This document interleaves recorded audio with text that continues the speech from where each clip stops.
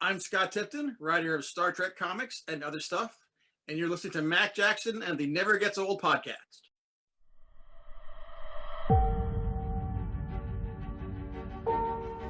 I'm Duncan MacLeod of the Clan MacLeod. My name is Ichabod Crane. Name's MacGyver. Colonel Jack O'Neill, SG-1. I am Batman! Hello, I'm the Doctor. So there's this man, he has a time machine. Up and down history he goes, zip, zip, zip, zip, zip, getting into scrapes. For years, and maybe more than that, right, Mac? But how long has it been? Has it been 6, 7 years ago? Are you telling me that you built a time machine? Out of a DeLorean? Hey, now wait a minute. Now wait just a minute. Human beings were not meant to sit in little cubicles staring at computer screens all day. I've got something for you. Oh, merci, Sonor. Just one more thing, sir. Oh, boy. Just like that. Bing, bang, boom. At this point, I'd settle for the boom. They'd love it here, don't you think? This is what I'm saying. And by the way, where is your podcast? Tell everybody that's here.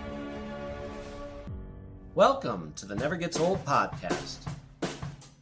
The podcast of all we love in TV, movies, music, and comics. With your hosts, Mac Jackson and Nathan Shell. Subscribe to us on iTunes, Stitcher, Facebook, and YouTube. Donations at paypal.com, at macwjackson@comcast.net. Listen to my chapin songs, DJ saying that they're too long. His guitar may be silenced, but his soul goes on and on. Alone again, alone again. His stories were like us, a beginning and an end, alone again. Now I listen in my room. Hi, everybody. Welcome to the latest episode of the Never Gets Old podcast. I'm your host, Mac Jackson, and I'm proud to have on a writer who I love and coincidentally didn't know I was buying a lot of his books. Usually I buy comic books by the writer's name, but this writer is one of my favorites and a wonderful person, Scott Tipton. So there he is. Thanks for having me. Yeah. Okay. So a couple things just off the bat. I was telling you how I feel this kinship with you because besides writing, obviously love of superheroes. If you're into comics, you know, Yeah. of course you love superheroes, but you love the all sides of it. That I was going to say the all the nuances. Like, you know, you're watching, I love when you post what you're watching because I'm like, oh yeah, Power of the Super Friends and Galactic Guardians, you know, and then you know, you'll show your toy collection, which I'm seeing some right off to the side. Yes. I am so envious because of course there's the part of me that wants to just take my money, please. That, you know, I want your collection, but I don't know what I would do with it. You know what I mean? If you think about it too much, it all falls apart. So I never go there. Well, but also, to be fair, both the video postings of what I'm watching and the showing off the collection of late, this all has all come from quarantine.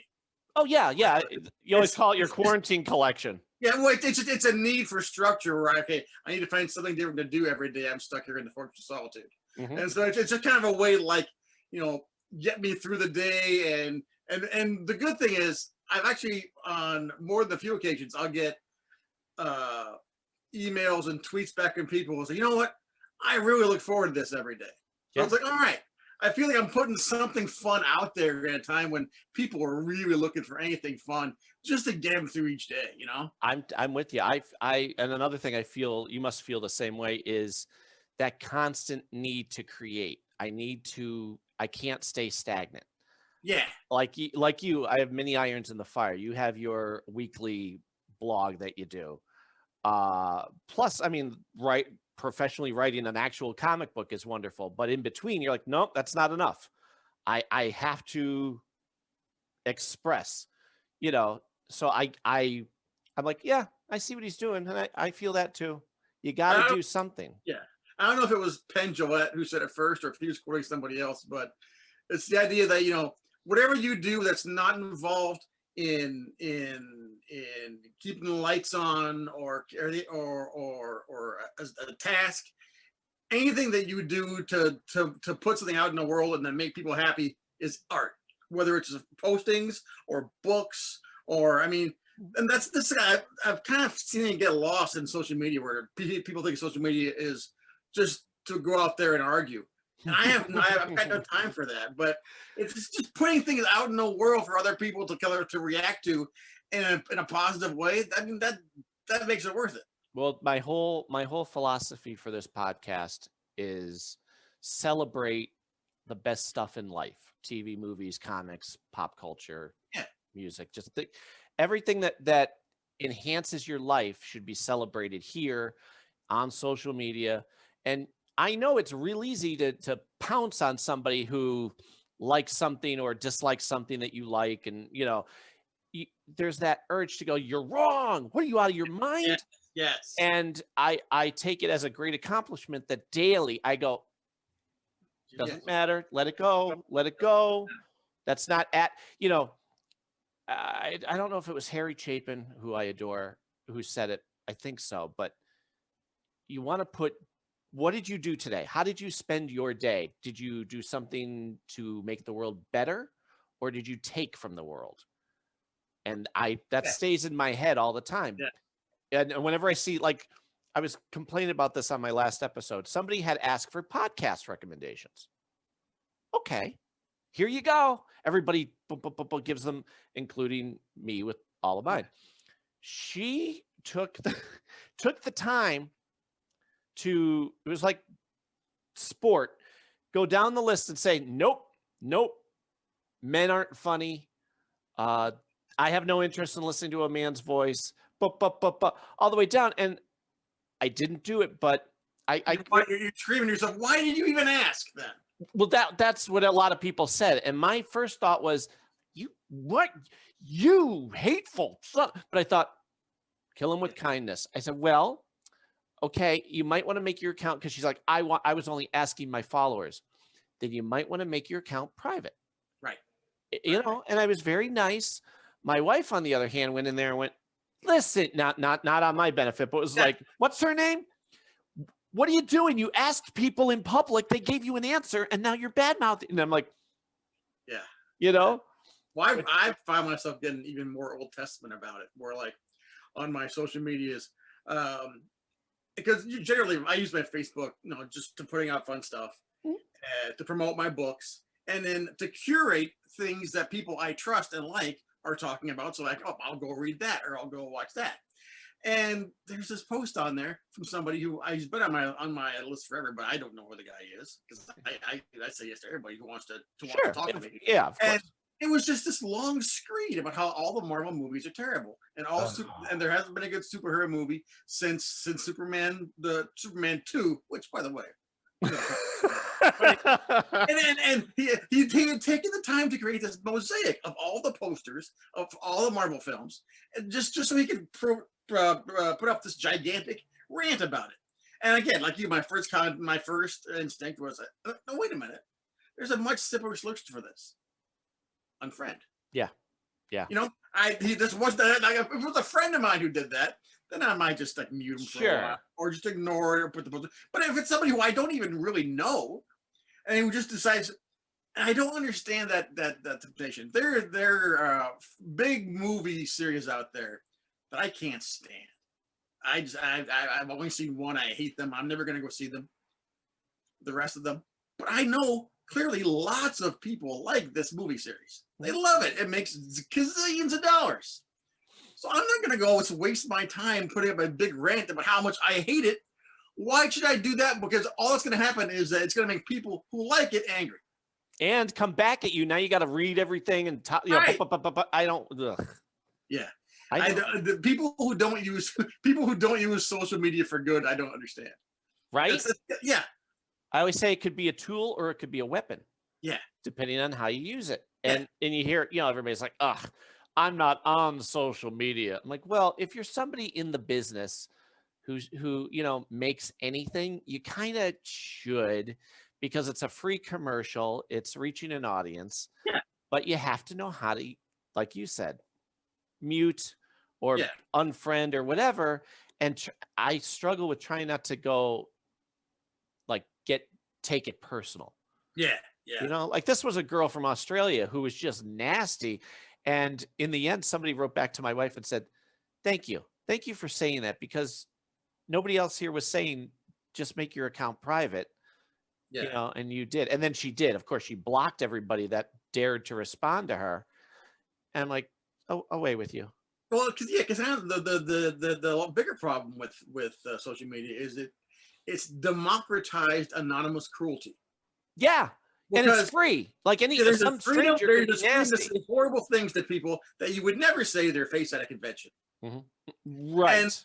And but because it's behind this screen, and they're working under a pseudonym, they'll just feel the freedom to say the worst possible things. Mm-hmm. And it's like, who has time for that?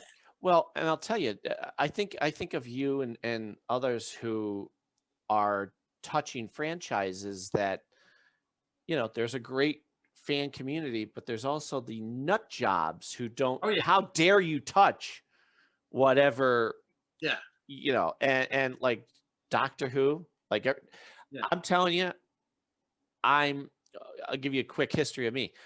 I, like most people, knew of the Fourth Doctor all my life because that was the one that they would show on PBS. Exactly. So even if you didn't understand, I had a girlfriend at the time who loved it. And I'm like, okay, what's his name? He's the Doctor. I know he is, but what's his name? It's like an Abbott and Costello routine. Right. And, so then she's explaining, I said, okay, so he runs into a phone box and she's like, yeah, it's his time machine. Well, why is it a phone box? And gets into all that. Well, okay, it's intriguing, but it's also 1970s production. Yeah. Hard to watch, kind of boring if you're not understanding. You have to kind of lighten up and be more mature to sidestep all that and just enjoy the journey. Well, now, and this ties in directly to you, actually. I was always interested in that. I'm not really a Star Trek guy. I know the broad strokes. I could tell you stuff just because as a human, you better know certain mythologies, whether you're into it or not. That's my thought. By the age of 15, you better start expanding your knowledge beyond what's right in front of you. That's and even just living in the world, what beam me up, Scotty, and make it so mean. You know what a Vulcan is, how all that. So I was curious, and my father watched the original series on 44 when it was on, and I remember that.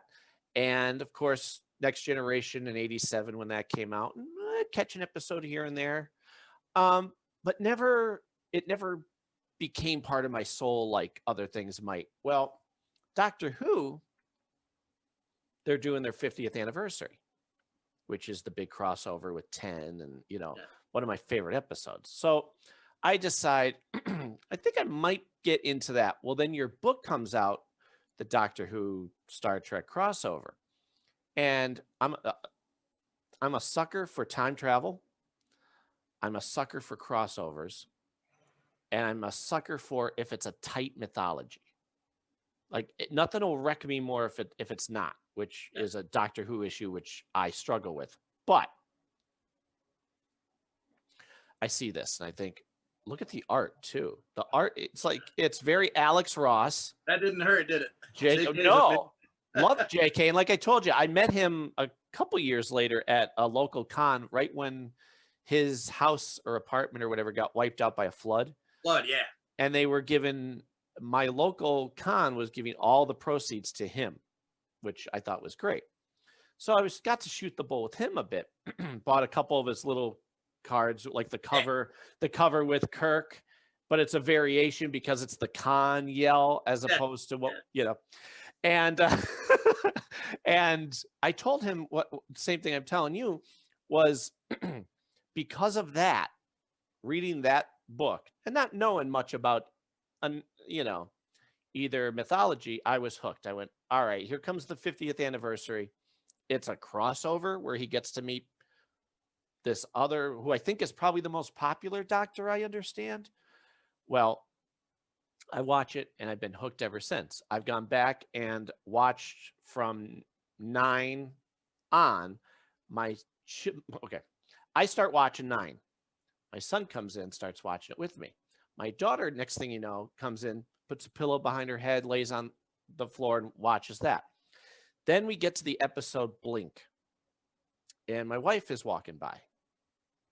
And she's standing, I'll never forget, she's standing in the doorway and she's watching it. And you know Blink. Yeah. If I was to recommend 5 episodes, that's probably, you know, number 1.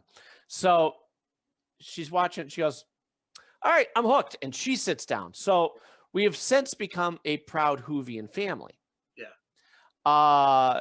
You know, and she was always into Star Trek before I met her. She used to watch Next Generation and the original with her dad and all that. So when I found that it wasn't digital, she's reading the crossover and I'm like, oh crap, it's not available. I had them in book, but since then switched over to an iPad. I'm like, it's not here. Let me ask Scott.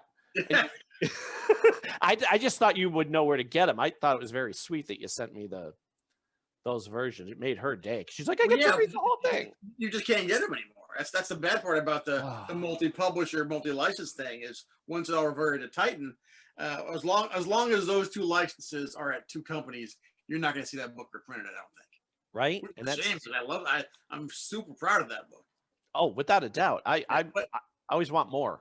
Your story of how your family got into it, you know, I think the Matt Smith years get a lot of credit for making Doctor Who popular in America. But I don't think the Eccleston and Tennant years get enough credit.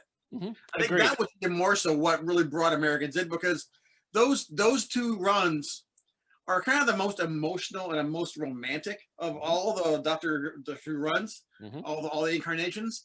And I think that provided an inroads to an American audience that's kind of used to that element in almost any show, whether it's science fiction or drama or whatever. And I think that really kind of like cemented Doctor Who in the hearts of women. Sure.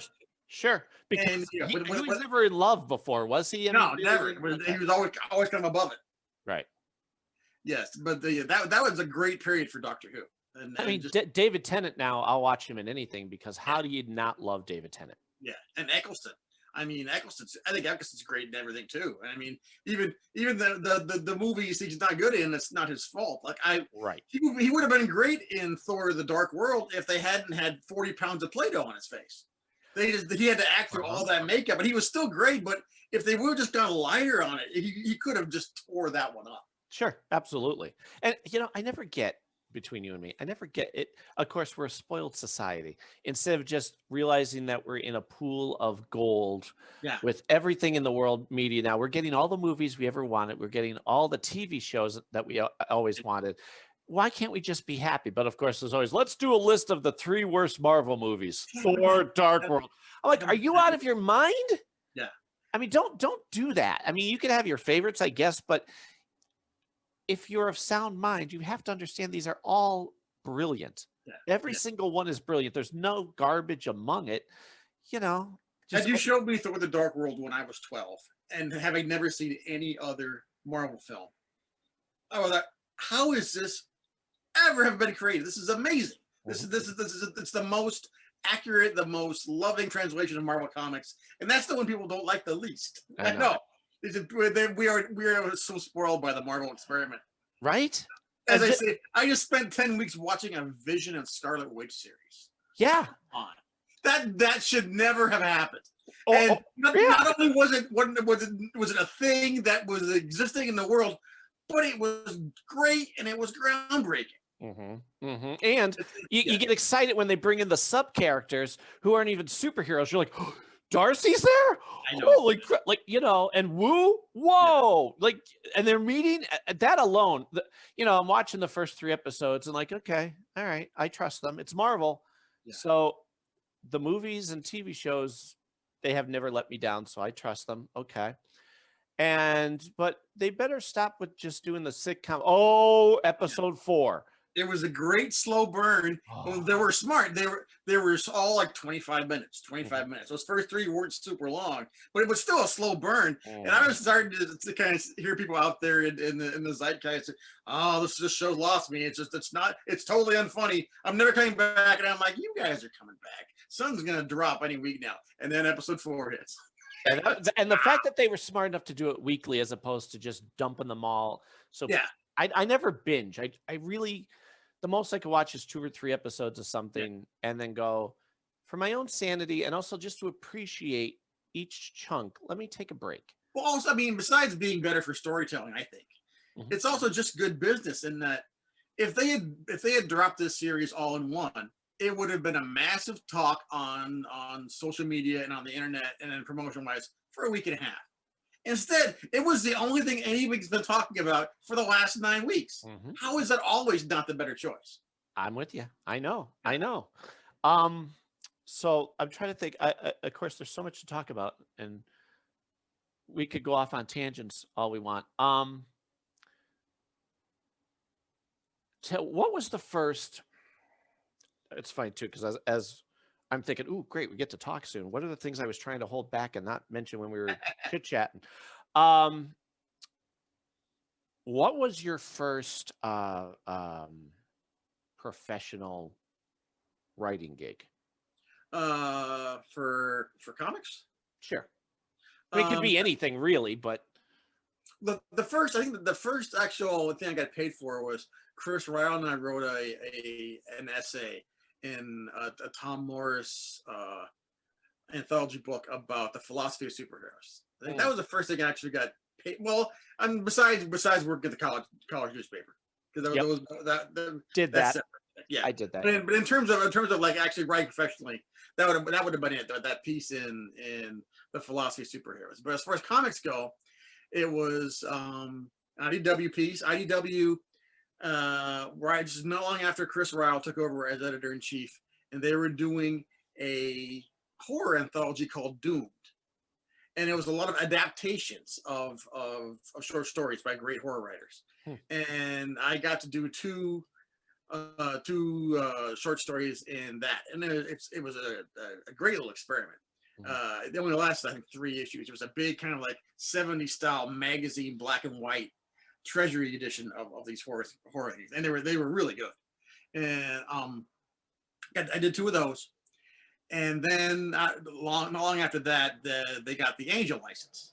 And I knew Angel. I wasn't a super fan, but my girlfriend was a big fan of Buffy and Angel, and so I would watch it as I was passing through, and so I knew the characters, I knew the world. And when he got the gig, I pretended I was a much bigger fan than I was, and I said, hey, let me throw you a pitch. And I pitched him an idea, and he liked it, and more importantly, Fox liked it. So that got me in writing Angel for a while. Now, do you go? Here's how my mind works, and I assume based on your work, you do the same. If you're into something, like for me, it'd be, say, Stargate, MacGyver. That's not even talking about comic book stuff. But if they mention something and they go, oh, remember that mission we had on such and such? Like they may do, say, Khan, those missing years of Khan. Yeah. Do you go, you know what? And in your head, you start to go, I think this is what happened. Is that where you go, I'm going to pitch that and see if maybe that. See, I found out that if you do too much of that, it kind of from the licensor side, they kind of see it as more like fan fiction. Right. Once you're into a story, once you sold them a story, then you can start kind of plucking those little nuggets from the canon stuff, and it just makes your story feel more grounded in the world. But you can't sell them on that idea alone, because then you just look like you're coming in and you're just kind of coattailing. Sure, and that's true. Yeah, and because the real trick to this, and it's something that you don't learn until you're in the middle of it, is I'm not as much. I want people to read my books. I want them to enjoy the books, but they're not my customer. My customer is CBS or Fox, and I got to sell to them. I gotta tell them, here's a story you want out there. Here's a story that needs to be told. And And so as much as I love it that people were enjoying the books, I'm making a hamburger for that guy. I got to make sure it's a hamburger he wants. Yeah, that's true. That's true. Because you were asking me what was the story you were asking if I'd read it? Precious of Time. Now that was our big year-long anniversary Doctor Who book, which was 12 issues long. Okay, and that's where it's one issue about this doctor, next issue is about that, and then a big thing at the end. See, again, I bought it not knowing it was you because your ideas are right up my alley. Because I'm like, oh wait, we're doing crossover. Why would they not? For example, on the show, why would you not have when you have the opportunity to have David Tennant on with 13, 12? Why would you not do that at least once a season? Any doctor, because it's not like they're going to say no. Yeah. I mean, even Eccleston is now like, I understand I should have shut my mouth and been thankful for what I had. I'll do whatever you like. I don't know if you watched his interviews recently, but he said, I get it. I shouldn't have been so. It was what really kind of opened his eyes to that was, and I was there for it, was the Gallifrey convention, which is the first time he'd gone to one of the big Doctor Who conventions. And just he got there and just the love that came at him everywhere he went. And he was like, oh man. And it was after that he went to the big Finnish guys who had been bugging him, like, okay, yeah, I'll do some new audios now. He got it. I'm not, again, I'm with him, it's like, I'm not doing it for the BBC. I'm not doing it. I'm doing it for all the people I just met who spent the whole weekend telling me how much my one season meant to them, how much it brought them into the world. Mm-hmm. Yeah. It would have been nice to see him do the 50th anniversary episode. I mean, I can understand because I read his book. He talks about it a bit, how he was just locked in this ugly war with some of the producers of the BBC, and he just felt like he had to get out. So I could see why he wouldn't want to come back. But I think if that decision was to him now, I think he would approach it differently.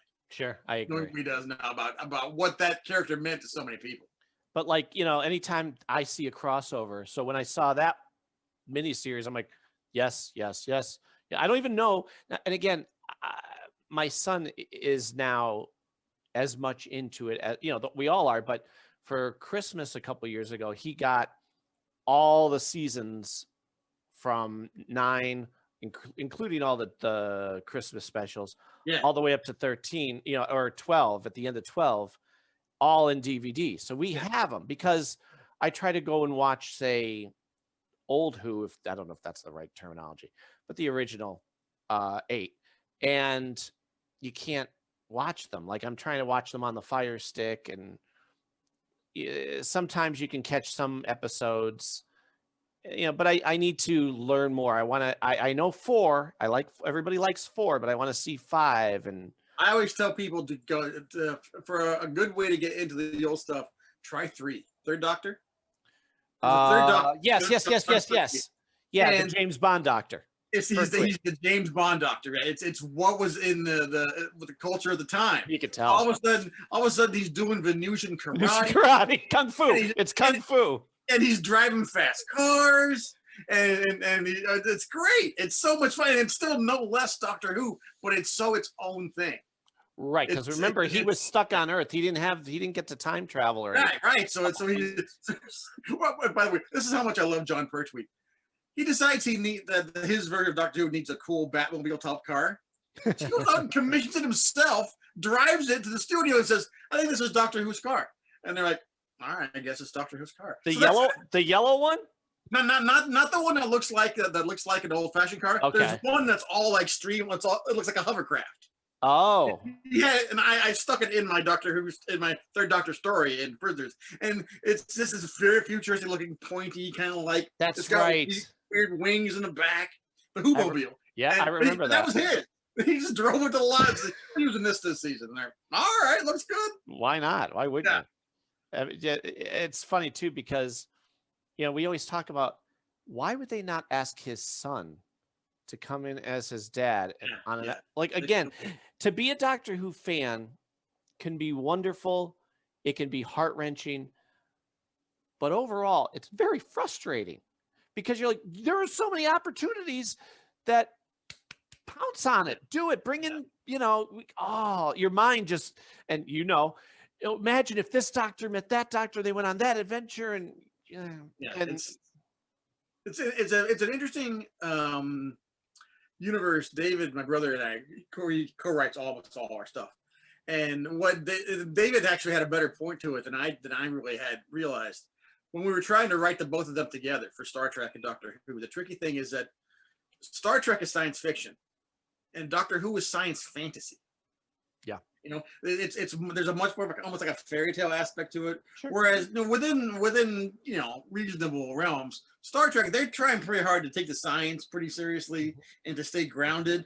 And Doctor Who doesn't do that at all. At all. They you could tell they go, oh wait a minute, his sonic doesn't work, or no, his sonic works on everything, but he has to be locked in this room. Doesn't work against wood. All right, good, and And so for us, you can either ignore that or you gotta find ways to make them clash together in ways that make the characters uncomfortable. And that was what we were trying to do with that series. And you did it. I'm telling you, I loved it, because the whole part where they think they're just holograms in the holodeck for the longest time. Yeah, that's and then to flip that, where whenever we needed to have the Doctor convince Picard to work with the Borg, and so he takes Picard into the TARDIS.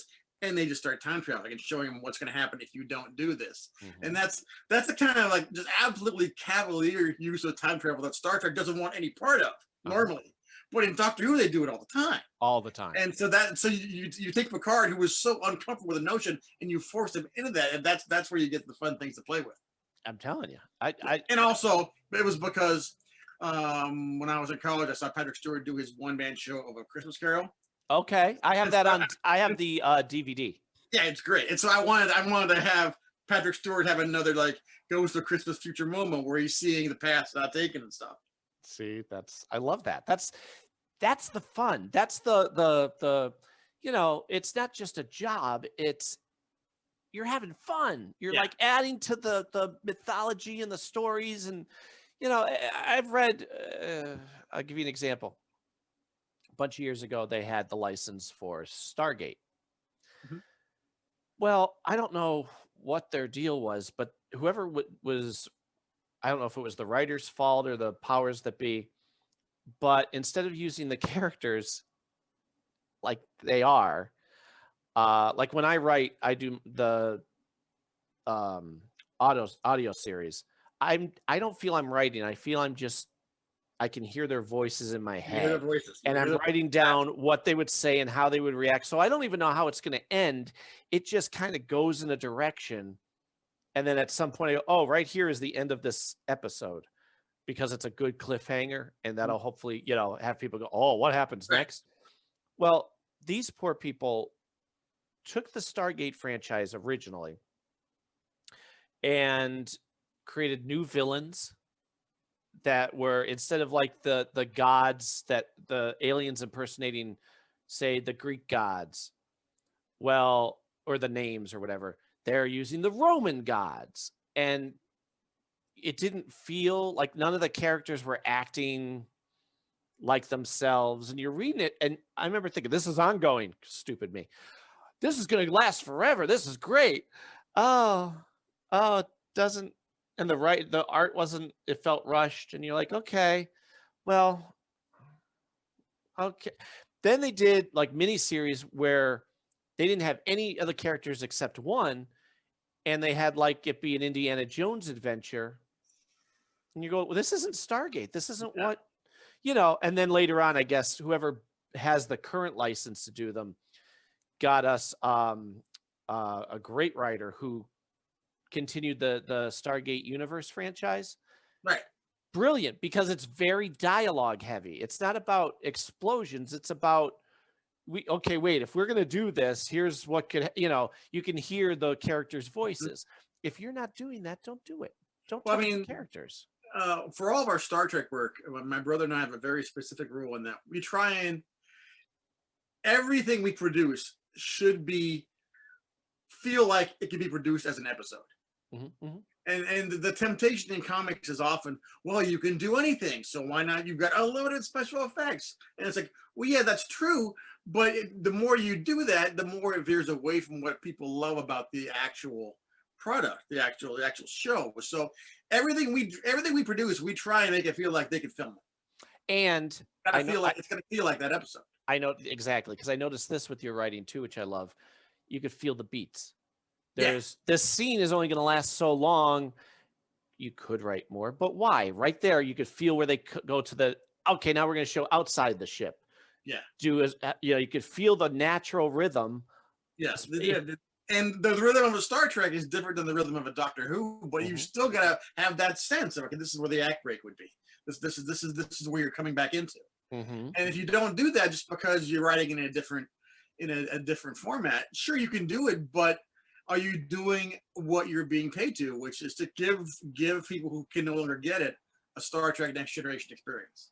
Right. That's got to be the biggest thing. It's amazing how many people tend to forget those basic rules of, besides just writing in general, you're touching a franchise. Yeah. You have a great source to draw from, but if a lot of people I notice won't catch the beats, if you don't catch the beats, you're not getting the feeling. So now the characters don't sound like them, or, did you ever read? I feel like you did, and you let me know. There was a Quantum Leap comic book. I never did. Innovation, I think, was the name of it. I remember it being out there, but I never read it.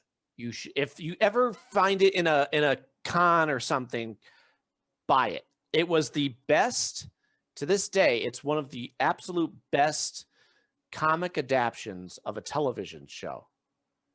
And I guess it was their only, they had other titles, but that was the only real current TV.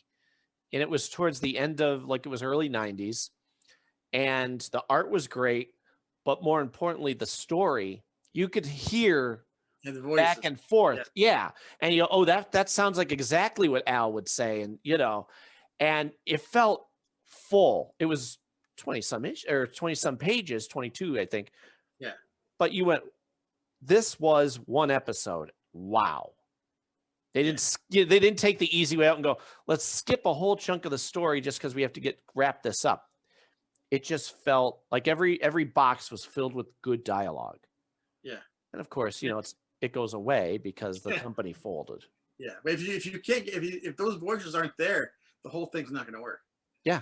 And when I first got started writing the Angels, I mentioned, the thing I pitched to them was a Spike one shot.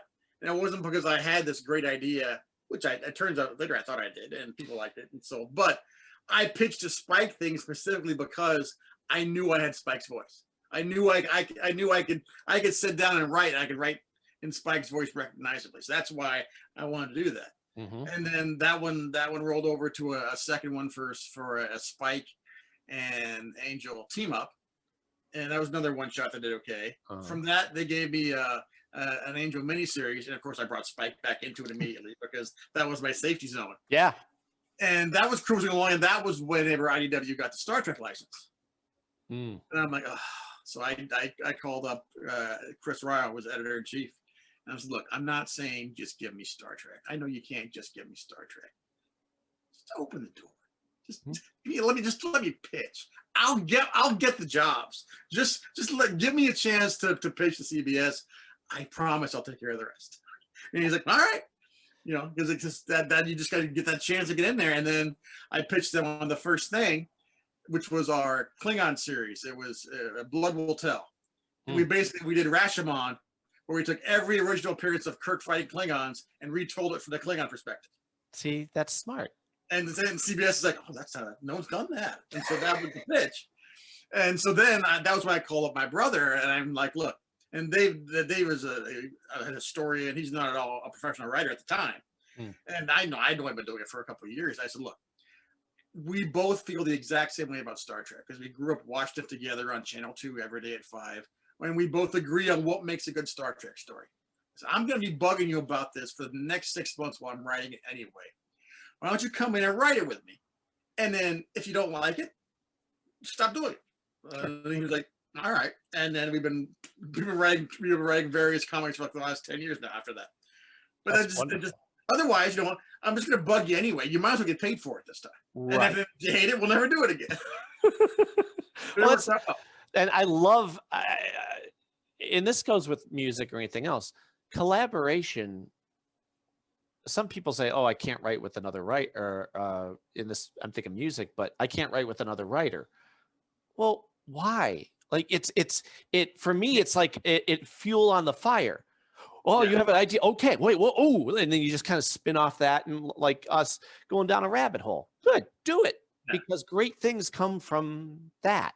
And what's happened with David and I after all these years now is basically we'll come up with a plot together on the phone usually, and we'll figure what the plot is, and we'll pitch that, and they'll approve it. They'll come back to us, and then we'll get to that first issue, and we'll break down the issue. Like it's 22 pages. Here's what's roughly happening on every page. So we have the rough idea of the plot line, and then we'll just lop it in half and go to separate corners. And then we'll come back, put the two together, and a lot of times recently, in the last few years, there's stuff that we never even discussed in Dave's half. Now, this is great. And one of the things specifically was in the Doctor Who Prisoners of Time. Oh, that was what you're going to tell me. Yeah. In the third Doctor episode, I get the pages back, and all of a sudden there's this big Richard Nixon scene where Nixon's like giving an address on television about the Sea Devil invasion, and I'm like, what's with this Nixon? And he goes, I don't know, I just felt like it needed Richard Nixon. This is great. And so, I mean, now what's great now is I get like half a story back every month when we're writing, and I don't know what to expect as much. And it's so many great points to leap off of. So yeah, if once that system is working with collaboration, it's great. Yeah. And then we've been crazy blessed with illustrators. IDW has been so good about getting us great artists over the years. I've noticed that. And especially, and then when you get people like David Messina or J.K. Woodward, they also know Star Trek so well. So that takes a lot of the weight off your shoulder. Yeah. So some people initially we start providing a giant photo file of references for uniforms, for sets. These guys don't need it. Right. And we'll get it back, and they've added stuff. They're like, hey, that's exactly what we need. We forgot to mention. So that's been a huge benefit for us. Well, and with JK's art too, there are little Easter eggs throughout the whole thing. Like when he was explaining to me, he goes, "Do you see that? That's different than the cover." I'm like, "Yeah, it is." He goes, "Yeah, because they told me I couldn't use William Shatner's face doing the con yell, and so I had to change it." I'm like, "Really? Wow, that's cool, but wow that they would be so can't do that." I have a painting here at the house that JK did for me after we were done, and it was everything that CBS and the BBC told us we couldn't do. So we have both the pawns in Starfleet red shirt uniforms. Yes, I know it. We have the Daleks and we have the Guardian of Forever. So it's everything they told us we could. I want all one painting. He does ones with Star Trek and Star Wars, and that I do for fun. I do my bunch of crossover art too. For it, either it's specifically, I started to just do it to add imagination to my stories, to kind of like a tease for people to go listen to the series. But MacGyver and Jack, okay, here they are together. Here's how they're looking at each other or whatever. But then you start doing that with, what would happen if Columbo and Sherlock from the BBC met each other? And so I start doing all that, and I tell you, it becomes addicting. Yeah, because I've gotten the art, how to do it down to a pretty quick rhythm. Yeah, I'm like, you know what? I have an hour. I'm gonna do a couple versions of this. Boom, boom, boom, boom, boom. It's I throw it out there, and people are like, wow, what a and it spurs the imagination. Yeah, and as far as the fun things that JK will add too, this here is a page from our Mirror Universe series. Yes, and that's me as a space pirate holding the rifle. Really? I'm gonna have to. Right there. I'm pretty sure I have it. Yeah. Because again, that's the action from our Harlan Ellison City on the Edge book. Oh, okay. Yeah. Okay. I don't think I have that one. I think I don't know. Maybe I have it. Maybe I don't. But that one was that's some of JK's best work ever. If I don't, I'm gonna get it, because that one was amazing just because we got to actually work with Harlan on it. Yeah. And that's, I mean, oh my God, that's an experience. You haven't lived until you had to send a script of Harlan's back to him for approval. It's a bit nerve-wracking. Please don't yell at me, sir. Here. Well, here's what happened was because this was the original teleplay for City on Edge Forever, which is very different. And so Dave and I got the gig partly because I had already was acquainted with Harlan through my comic shop at the time, and so I had sold his a part of his comic collection, so he knew me, and he knew JK, so he was like, all right, this is a team I can trust, and so Dave and I get the job, and it was the first chapter, the first issue of the series, and I sent it off and just waiting to hear. And I lived in Los Angeles, and it was Thanksgiving, so I was up at my father's house in the San Francisco Bay Area. It's Thanksgiving night, and my father's landline rings, not my cell phone. My dad's landline picks it up, and I pick it up, and I'm like, hello, and he's like, "Kid, this is Harlan." Harlan? Yeah, I gotta tell you, you wrote one hell of a script. At first, like, oh my God, this is coming, but most of me, how did you get this number? I know people. He's like, I'm everywhere, kid.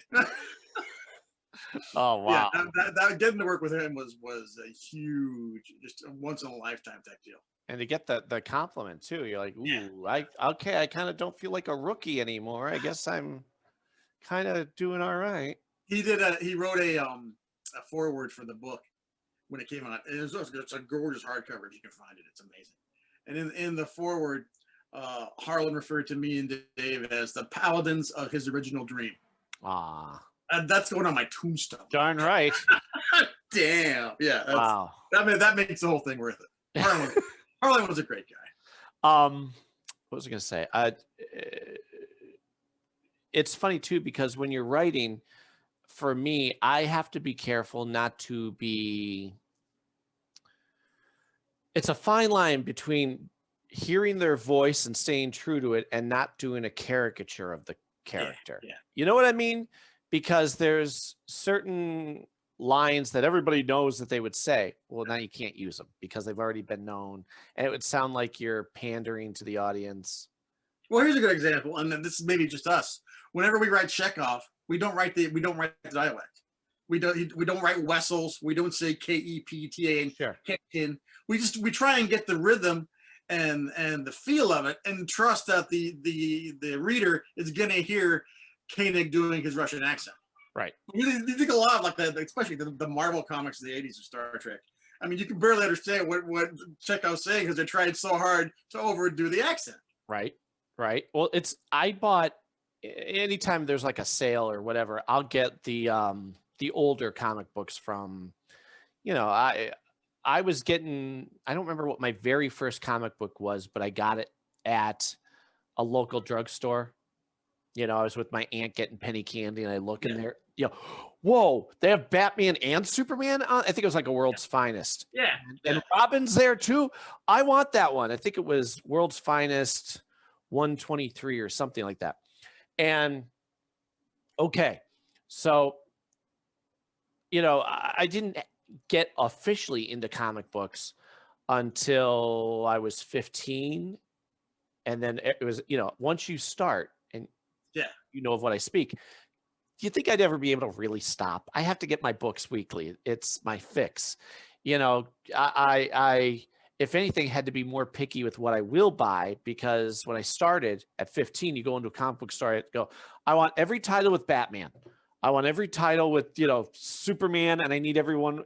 And I don't understand that one title, there's 4 titles for Superman and one comes out a week. Well, I want them all, and you leave with a giant pile. Well, that's how it was for years.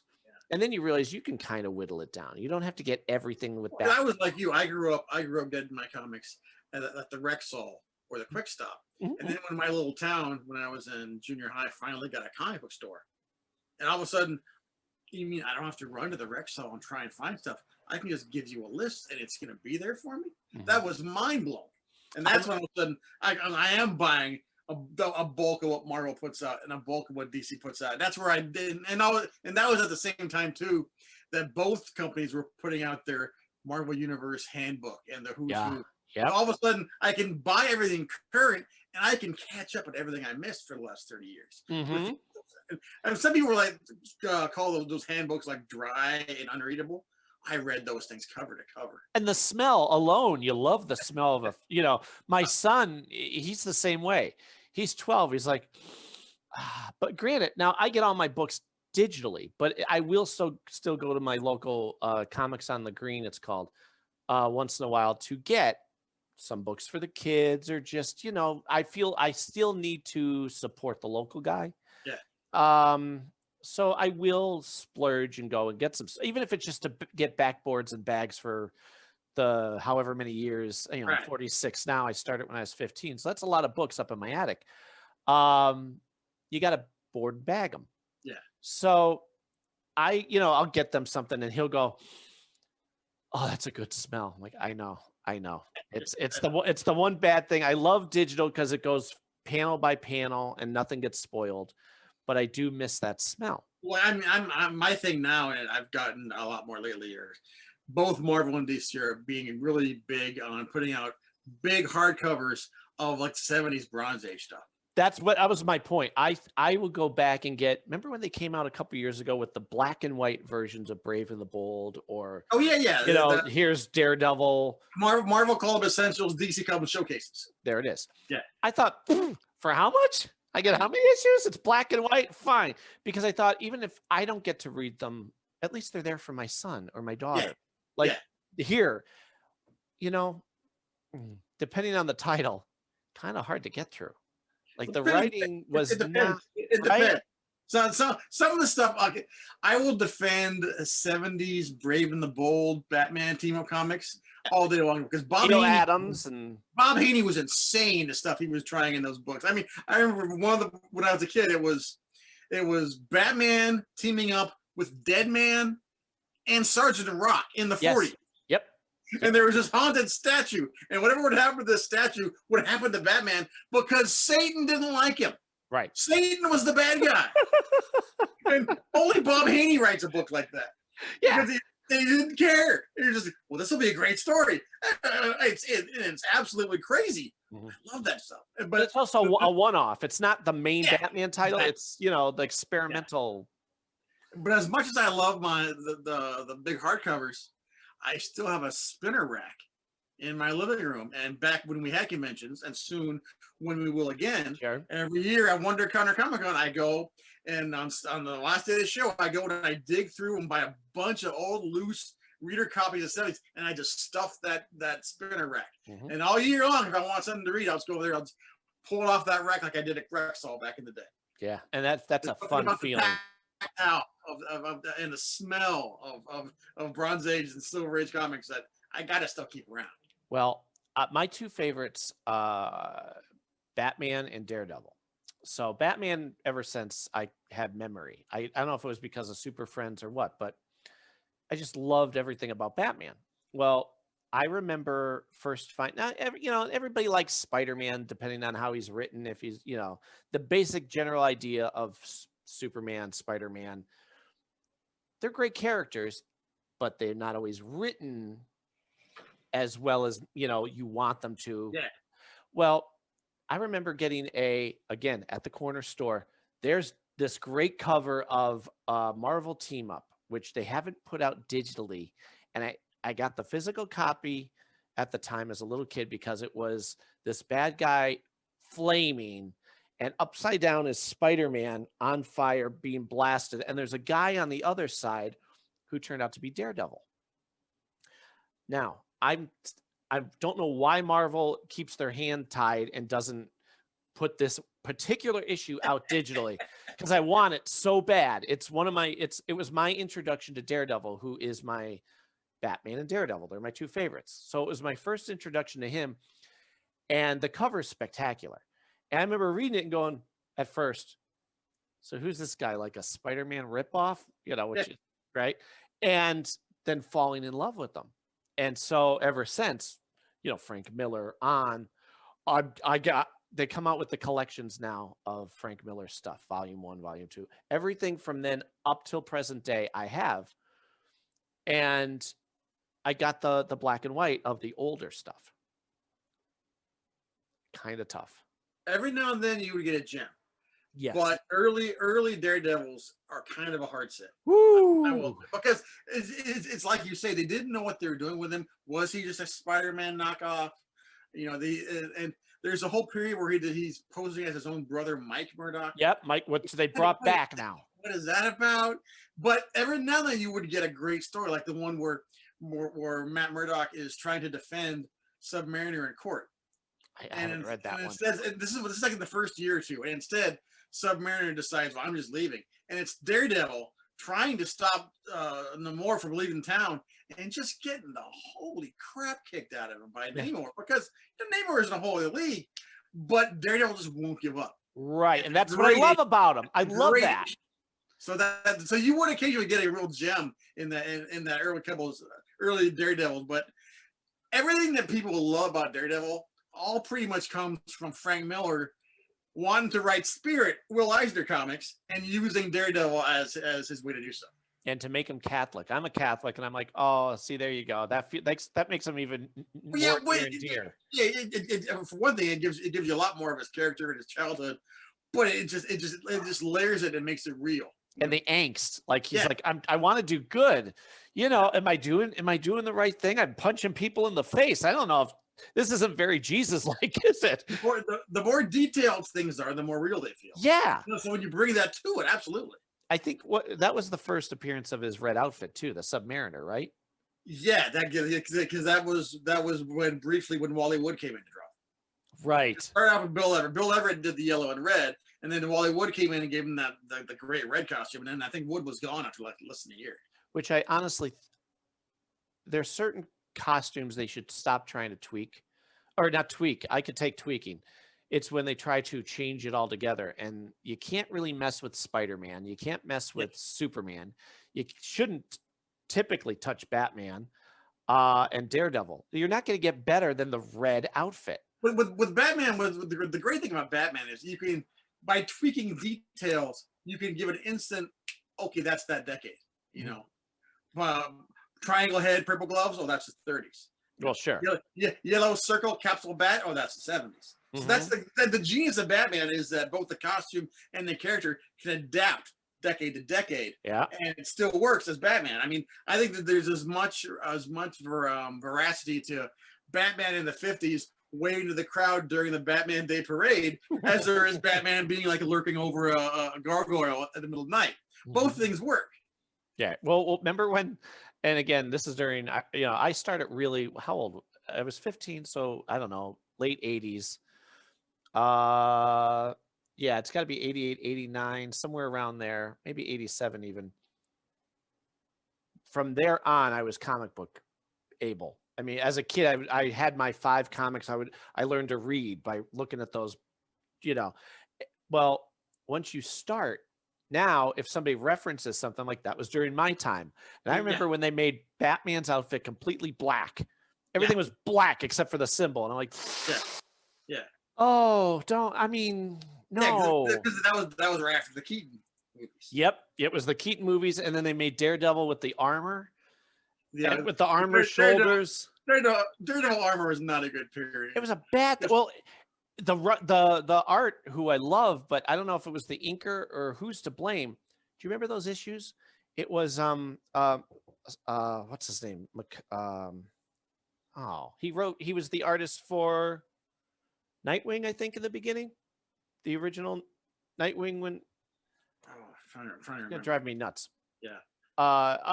Anyway. But that armor period, I mean, who needs heavy body armor more than an acrobat? Yeah, he's flipping around. Give me some armor. But the art, each panel, it got ridiculous because it could be a decent story, but I'm miserable looking at it because everything, and I'm not exaggerating, is completely black except for the silver shoulder pads. Yeah.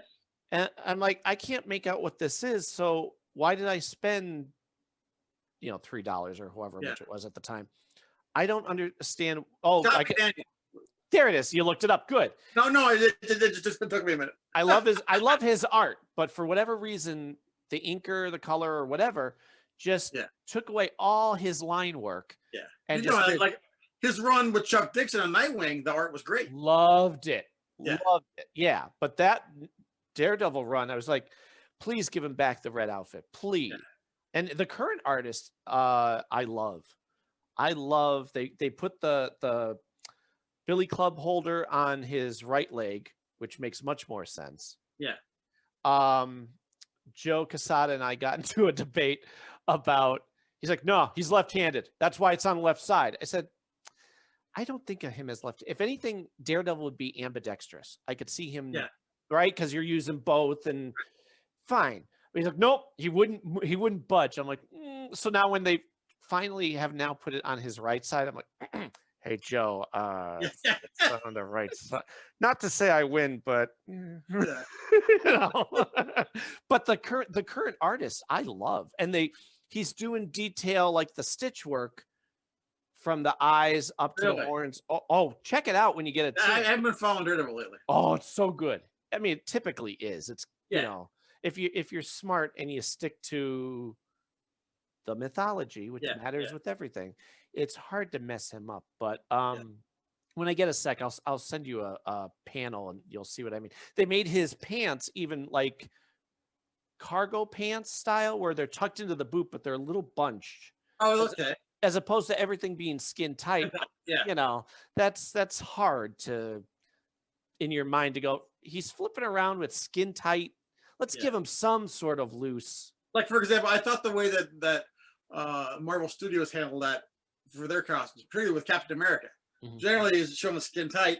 And Evans, whatever version of the costume he's wearing moving in a movie, it still looks streamlined, but it doesn't look skin tight. It doesn't look like tights. It looks more like combat gear.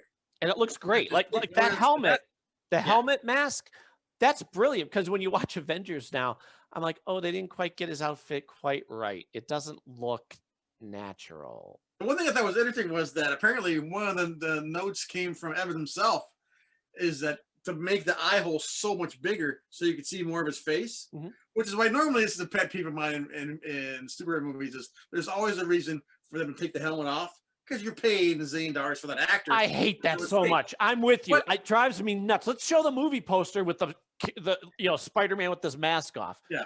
But for Cap, Chris Evans keeps that helmet on a lot. Yes, he does. More than, and especially like the entire third act of Endgame, like the biggest, all those biggest scenes, that sucker's staying on. I was and it's such a weird minor thing to be happy about. I was like, good for you, Chris Evans. Without a doubt. Well, you didn't show it was not an ego thing, you know? If Mandalorian has taught us anything, you don't need the mask off, because the actor is still getting the recognition. You go, oh, so that's the actor. You know, he's all over the place, and he kept his mask on, except for 2 episodes, which was very brief. Yeah. And it became an event. It was like and what he can do with just a tilt, or a zoom in, or a back up. That the body language Pascal does in that show is just amazing. I'm with you. So, you know, I hope, again, loving Daredevil, I'm sure, I have faith that we're going to get a new Daredevil show, because again, he didn't take his mask off all the time.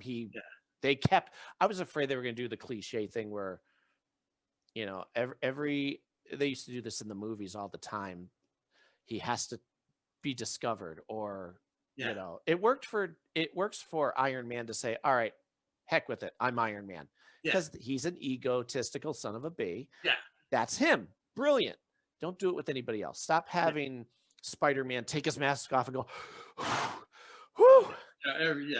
And for the most part, the Marvel ones are better at that than Spidey than the Raimi ones. The Raimi ones are every single time that. But then if you don't do it, I still think one of the most powerful scenes in all these movies is Spidey on the train. I was just doing the same thing. And when the kid gives him the mask back, oh, tears every time.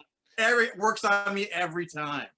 What was it? The Justice League episode where Luthor takes off Flash's mask and goes, I have no idea who this is. Brilliant. That's brilliant. That's exactly what it should be. Exactly. It's just some dude. That's smart. Yeah. And you're like, oh, well, that was anticlimactic. All right, put it back on, and you know, right? Yeah. That series is genius. It doesn't get anywhere near the acclaim it deserves. Agreed. Yeah, I you know, everybody goes, what's your favorite? What's the best version of animated DC? Well, clearly the Dini stuff. It's that whole continuity, whole thing. Specifically, the Justice League Unlimited years don't get enough credit, I think, because that should have kept going. Yeah, and those were 2 season-long arcs that absolutely paid off. Oh yeah, that's so hard to do. I think that wasn't Dwayne McDuffie working on those?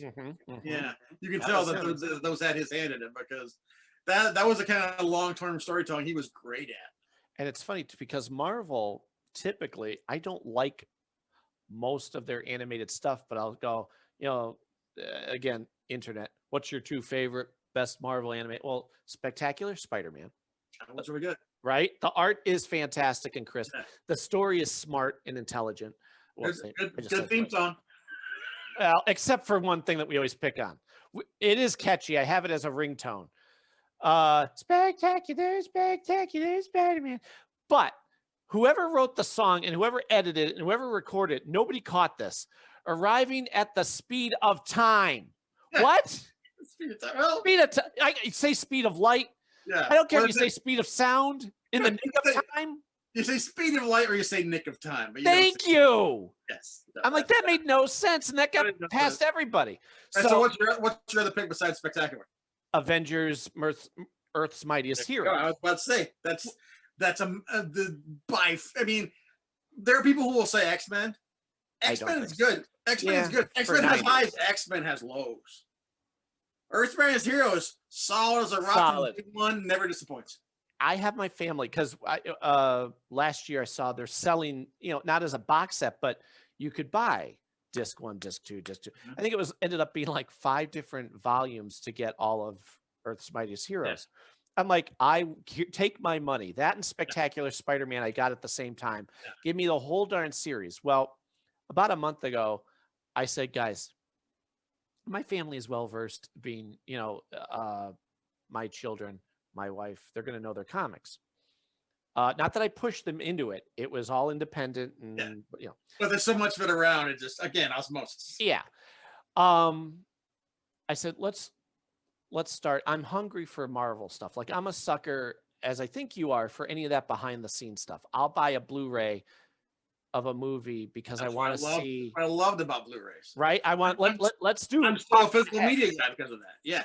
Even the Daredevil movie had a great thing with Frank Miller and Kevin Smith and Stanley. It's great, and it inspires you as a writer or just as a creative person or a comic book lover to go, yes, I want to do that. Give me that. Well, I said, we're watching Marvel 616. They don't advertise that enough, by the way. No. That's inspiring. They focus on the women writers and everything. And here's my daughter. I'm like looking at her going, But I said, let's start watching Avengers. And so I pop in the first disc. And they don't even team up until the 5th episode. Yeah. It's all, here's one of Thor, here's one of Iron Man. And you're like, thank God they're fantastic episodes by themselves, because when they do, you feel that momentum of, oh, this means something, as opposed to if they had started off with them already an established team. Well, that's the very nature of why, and people don't want to hear this, but this is why Marvel Studios stuff worked and the DC movie universe didn't, because Marvel put the work in and put the time in and had the patience to make 4 movies first, so that when they got together, it meant something. Right. And with Justice League, when your first movie is the team together, you don't have that sense of the build that makes it mean something. Well, not to mention, I mean, I'm sure you've heard this too, but for me, it was wrong from Man of Steel, because instead of Superman being Superman, inspirational, saving people, he was whiny and dark and moping. His outfit was, so then they do. Oh, my thing, and again, I don't go out and put big screens about it online. And, right. But when I'm talking to friends about it, it's a story of a Superman who was raised by his parents not to help people. Yeah. And it goes right from that. When Pa Kent says, "Don't help people, don't save me," how could I take Superman seriously? Right. He was raised not to help. Yeah. Should I let him die? Maybe. What do you mean maybe? No. And Ma Kent's no better. They don't deserve you. This is the lesson of what humanity means that Superman's getting. And then I think, okay, so that one, they made it a little too dark. It's not. You need the Christopher Reeve, you need that feeling. They didn't give it. So then, okay, so here comes Batman versus Superman. This is the day, easiest movie to write. To this day, I have not seen it because Okay. I know it'll just make me angry. When I saw Wonder Woman, I loved Wonder Woman so much that I taped it off cable and I just fast forwarded through everything but the Wonder Woman scenes because I wanted to see her. But yeah, Well, I'll tell you, Batman, pretty good. I mean, the Batman side of it, you know, as comic book people, we can nitpick it and go, you know, he wouldn't, like my son goes in Justice League when he turns Aquaman and goes, "Do you talk to fish?" Batman doesn't act like a moron. yeah. But in Batman versus Superman, easiest thing to write, you can look at Jeff Loeb's stuff. Yeah. And okay, Superman is the inspirational bright side of the coin. Yeah. Batman is the dark side, but they're still connected. Why do you not make that? They didn't make that. They made Dark with Moody and Dark. And Moody and Dark was Superman. I'm like, and every shot that they did with Superman, they put the gray sepia over it. But both their mothers are named Martha. And that's Oh, well, then there you go. That saves. I was reading. I wish I could have been in the writer's room that one day when someone had, this is the best idea ever. This is good. They're both named Martha. This can be our third actor. No, it's not. No, it really isn't. And then, you know, okay, we're excited for the Snyder cut when it comes out, but it's not going to be what it should be because he had his artsy agenda to do this movie. Whereas you can't be artsy and cutesy if you don't get the foundation right, which means you have to do a classic traditional Justice League movie. Get us used to that. Then you could kind of, on later movies, you could try some stuff. You can't come out of the gate and go, this is my version. Like, I mean, he's as much as said this in interviews. I think the basic problem is Snyder's not a guy who believes in heroes. Right. He thinks that, he thinks they kill. Yeah. And so if you don't get that, then no matter what you produce, it's not going to be what most people who love the characters want to see. Right. And he's got his contingent of fans, and again, go watch your movie, great, but it's not going to be what those characters should be about. Right. Well, it's the law. We did an episode on one of the podcasts called the Showrunner's Oath, and the basic idea is, and this works. You could see shows where everybody was on the same page, but it's not about ego. It's not about you. It's about the character. It's about, you know, we're all working towards this specific goal. Like when we were talking about hearing the character's voice. Yeah. It's not us. It's not us going, oh, they're going to fit my agenda. It's us writing their voice. Yeah. You have to do that. You have to realize it's not us. It's that, you know, and there's the same thing with Doctor Who, same thing with Star Trek. There's a mythology that you have to adhere to. For example, Batman, Superman, they don't kill. Yeah. Easiest, start there. Yeah. You know. Like here's another good example of that. Another underrated series is the Batman Brave and the Bold. But it takes that Batman that's very specific to like that 50s and 60s era. It's true of that, but it doesn't undo anything that people who like Batman from others like. It still has tips to the dark and broody stuff. But then they bring in characters, and every guest star they bring in is like the truest version of what that character should be like.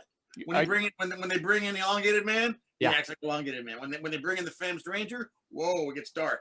And that show is so well done. And it wasn't, I'm going to tell my version of Batman. It's, I'm going to tell what the 60s version of Batman was like. Or even the 50s. They would do a lot of that type of thing. Yeah.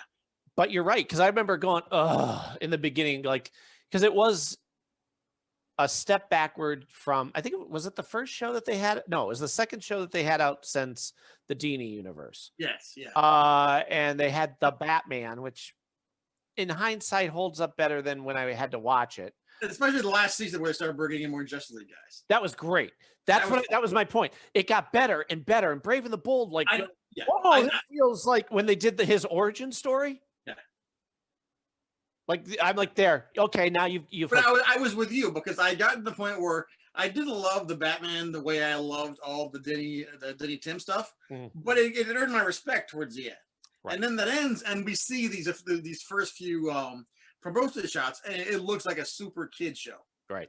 But I got no problem with a kid show, but it felt like it was just for the sake of being one. And then that comes on, I started watching, and it's like, oh, these guys know they're DC Comics, and they're just focusing on all the stuff that hasn't been touched for the last 20 years. Yep. And doing it really well.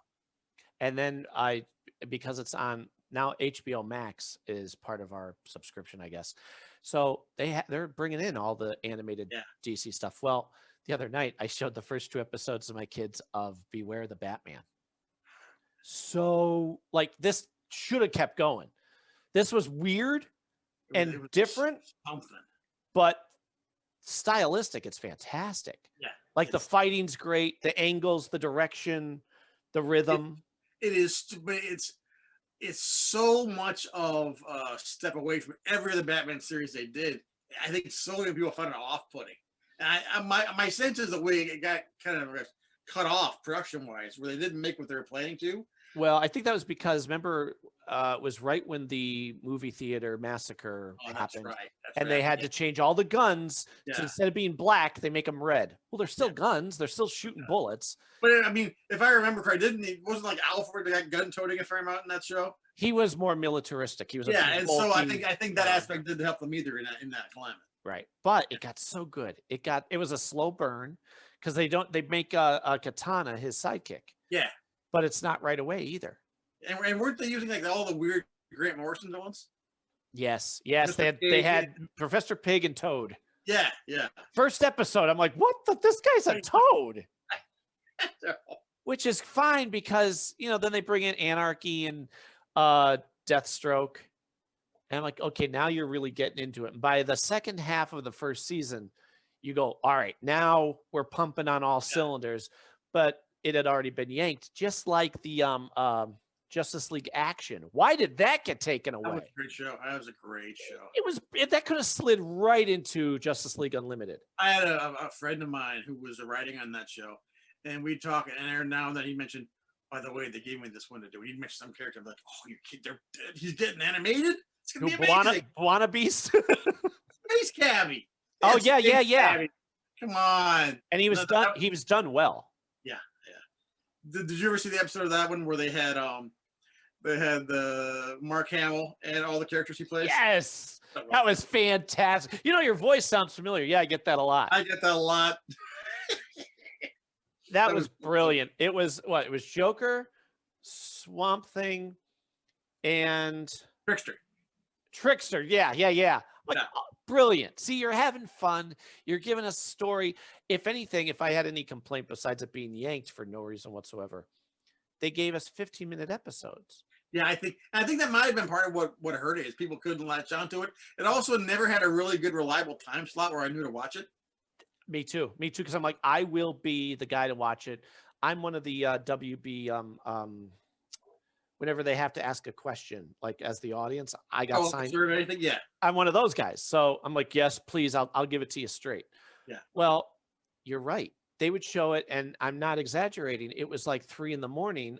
on a Sunday. I can never find. And this was the days pre-streamers where you couldn't easily find it on one of the streaming services. Yep.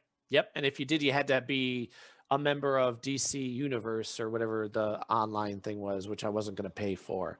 Well, I did that for that first year only because it was the only way to get the Justice League animated action figure set.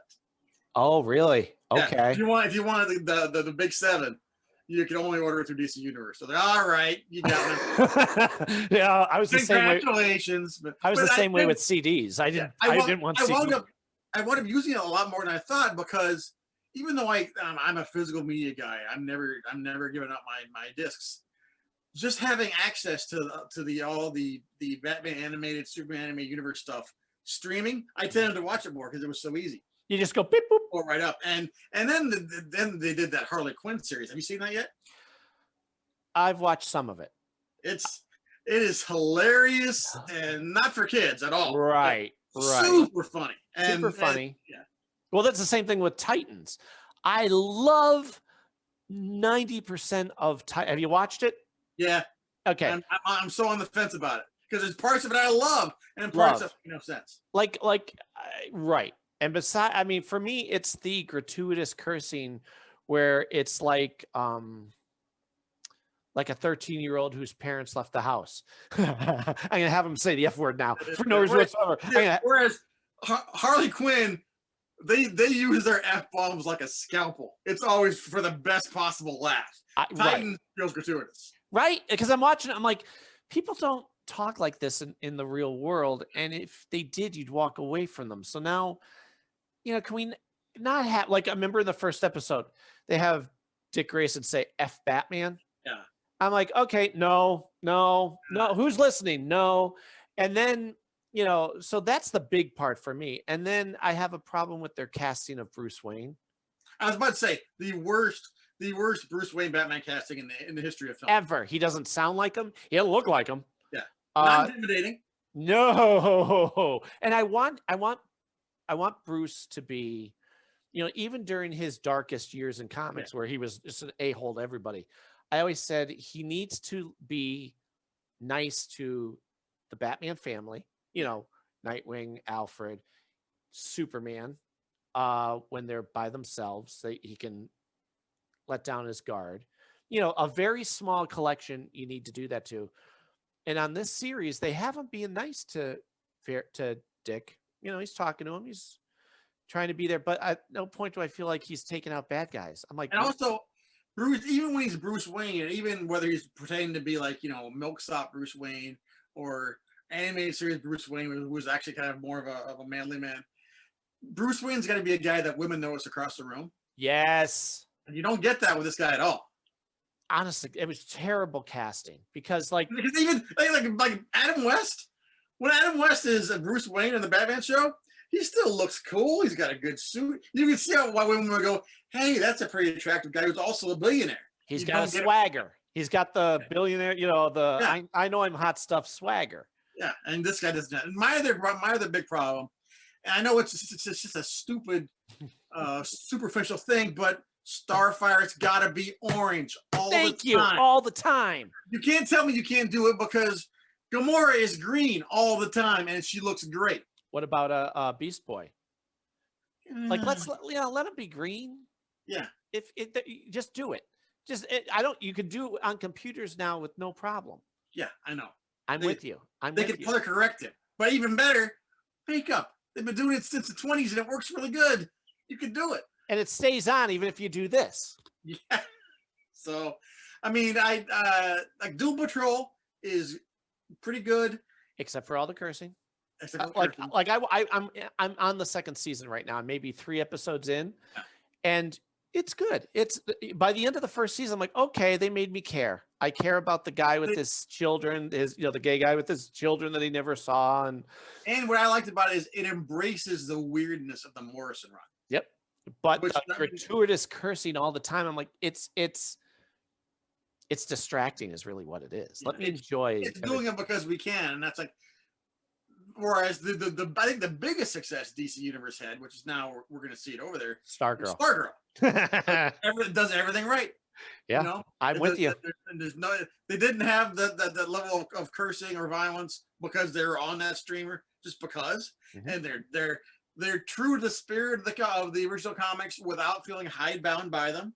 Yep. But when you look on screen, like that guy is clearly Green Lantern, that guy is clearly Our Man. I mean, it.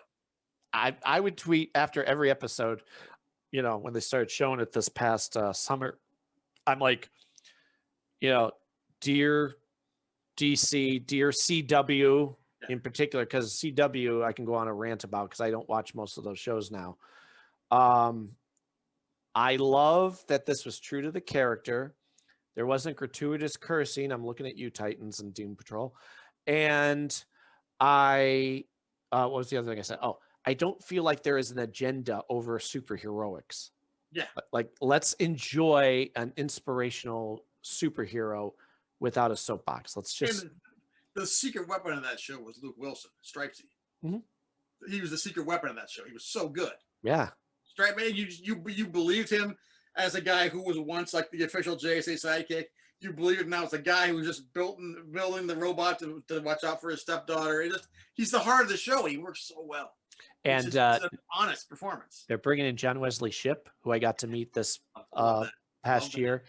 They're bringing. I'm like, yes, because I can't think of anybody else being the Silver Age Flash. Oh no, he's owned that part now. It's his. Yeah, and it's the same outfit too. Because they're all supposed to be part of the same universe, as opposed to the mistake that CW did, where no, you're in your universe. You're like, why? You know, I don't know about you. The CW show is what I do is I will drop in whenever there's a big event. Yep, me too. And then I'll drop back out again. Me because too. A lot of times there is good stuff, but then I just can't. I get a little like lost in the weeds on where it's clearly it's a CW show, so you got to have the romantic element and you got to have the teenage angst. Yeah, teen angst. But I mean, overall, those shows I could never get into Arrow that much. Right. I'm with you. They wanted to do Batman so much that they lost. He was nothing like Green Arrow. They lost the Green Arrowness of it. Yep. Green Arrow is a mouthy liberal who, you know, is a smart mouth. Well, this guy was Batman. Yeah. Overall, I like that they exist. I like that they're putting fun versions of DC out there, and I'll come in for a dip every now and then, and I step out. Me too. Yeah, it drives me nuts that I don't know why they are not pumping out commercials for comic books. Yeah. What, like at the end of every episode or somewhere in it, just give us a 30-second. By the way, here's the current, you know. Yeah. Just do it.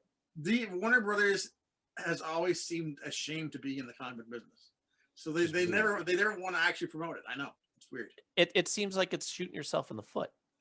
The other great thing about the CW stuff is it gave us John Cryer's Luthor, and John Cryer's Luthor. How about that? So much fun. How about that? Because I'm done. Like I said, I'm done with these shows except for Stargirl. But I was watching Supergirl because in the beginning it was about Supergirl and she was heroic. And I was like, all right, once they lost that, I'm like, I think we're done. And then they bring in John Cryer. I'm like, all right, I got to watch the one with John Cryer to see how good. Holy crap, he's the best thing that's ever been on this show. I know. And just the fact that we got John Cryer in the gigantic green Luthor war suit. Mm-hmm. Come on. Did you hear what he said about that? No. He said he was thrilled to be Lex Luthor. He wants to be Lex Luthor because he felt so bad about how bad Superman 4 did. Because remember, he's the nephew in that one. He's Lenny Luthor, yes. It was always the thing that bothered him that people would badmouth it, and he wanted to make amends. Yeah, I love that. Yeah. I love that people care about their When's the last time you tried to watch Superman 4, by the way? I'll tell you, it's been a while. I'm sure. Okay, I just showed my son the director's cut of Superman 2. Okay. Because I wanted to show him the spinning, you know, all of that. And he's like, yeah, that was good. Now I want to watch the original Superman 2. And I thought, boy, eventually we're going to get to Superman 3, which I knew as a kid, other than the fighting the dark version of himself, that was a Richard Pryor goofball movie. Yeah, that's hard to watch. And then when they did Superman 4 in '87, I was so thrilled just to have Christopher Reeve be Superman. I'm like, I know I can nitpick it, but you know what? He's fighting a villain. It may be a goofy villain. I mean, Superman 4 is a historic train wreck. Yeah. But I hadn't watched it since '87, like you, when I saw it at the theater. And I watched it recently, and there's the bones of a good movie in there. Absolutely. There's some good performances in there. Yep. I think the biggest problem was just that they didn't have any money. Right. So it doesn't, I mean, you have this tiny little town that's supposed to be Metropolis, and it's actually like some village in Wales where they were filming, and you know the nuclear man fight is just horrible. But some of the stuff with Mario Hemingway, pretty good. Good. And the part in the beginning where he's on the farm and he's going to sell the farm because his mother died. There's good stuff in there. Yeah, and it's nice to see Clark be farm boy Clark, which we never really got to see. Yeah. You know, I enjoy that. And the part when he gets sick, you know, because he gets cut or whatever. I'm like, all right, you kind of tied in the son aspect. The biggest failing is they just horribly misogynistic messing with Lois's mind just for the fun of it, where he gives her memories back just so they can go out and then takes it away again. Like, Oh, dude, that's not cool. I told my son about. I said, okay. He goes, wait a minute. He reverses time so she doesn't know that he's Superman. I said, wait a minute, you didn't watch the original. In the original, it's a super kiss. Yes. And he saw the thing where he takes off his shield and it's the saran wrap thing. I know it's cheesy. Where did that come from? Like, I still love that. And then, the guy gets knocked down, but he gets up. I'm like, all right, so you didn't do anything really. You just annoyed him. I know. There's stuff in Superman 2, the Lester version, that is just so cheesy. Because I saw it when I was 12 or I was 10 or 11. I loved the fight in the fortress, even though it's just super cheesy. I still love it. And there should, you're like, well, there should be a very big fight right now. There should be a lot of damage. Instead, they're just going to push them down and make them disappear down a crevice. But also, now the other fun game I like with the Lester version of Superman 2 is picking out the Rich Little lines where Rich Little is doing Gene Hackman. Because Hackman wouldn't come back for any reshoots. Oh, so really? Whenever you see Hackman talking in Superman 2, yeah, that was shot with Donner in Superman 1.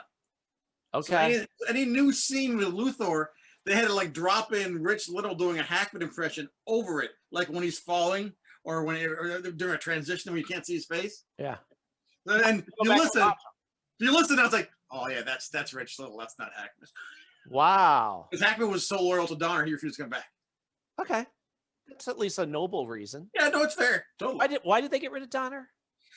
Donner had a massive falling out with the producers, the Salkins, to the point that when they were finishing up the first one, they brought in Lester ostensibly as his assistant, but basically as a shadow director so that he could take over, because the plan was to shoot both at once, and they couldn't do it, just they ran out of money, and so they chopped it off. And that's why Donner used what was supposed to be the ending for number 2, the world thing, to end the first one. Okay.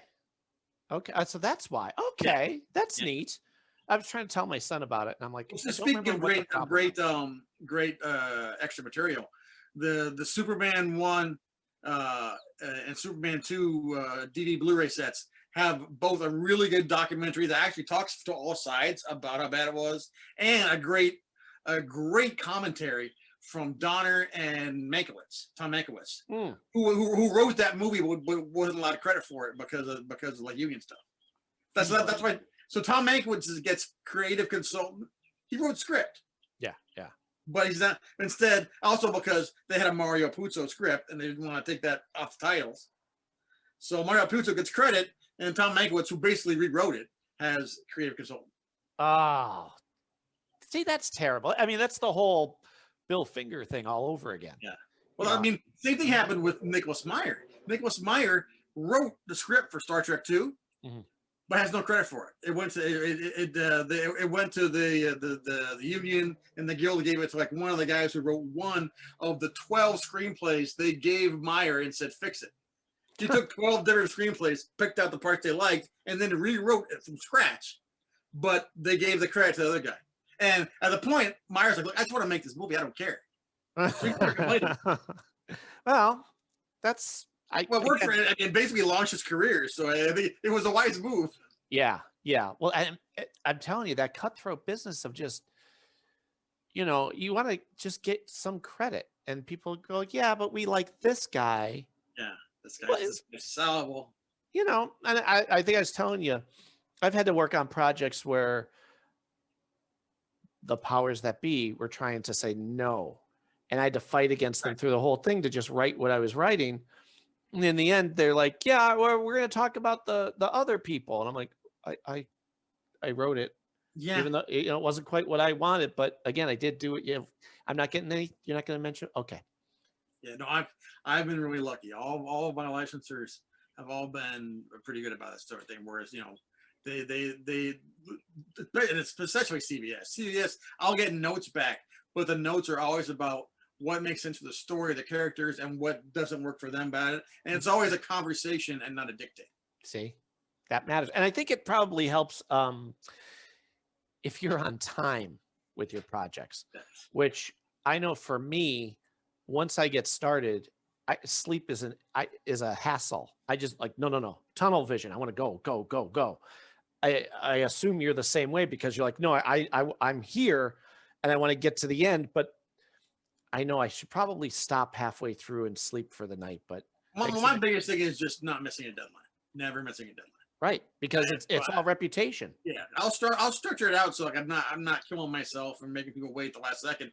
But I'm not missing a deadline. That's a huge thing for me. There's a local guy I know, an artist, Tom Durenick.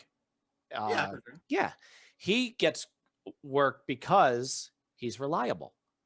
Yeah, he's always going to deliver. And if some guy starts an issue on something or a series and they're falling behind, they call him because he goes, okay. And I've been in the store with them where people are like, hey, we're going out to eat. He goes, no, I can't. I got to go back and write. All right, what about tomorrow? No. All right, the next day. No, I can't be out of my room until Wednesday, like that type of thing. I always tell other like wannabe writers that when it comes to like editors for freelance, especially, they want good, they want fast, and they want cheap, and they'll settle for two. Right. If you can give all three, where you're good and you're fast and your rates are reasonable, then you're golden. But they'll settle for two normally. Mm-hmm. Especially, I mean, again, it has to be on time. Yeah. And who is it? I'm trying to think of what. Kevin Smith.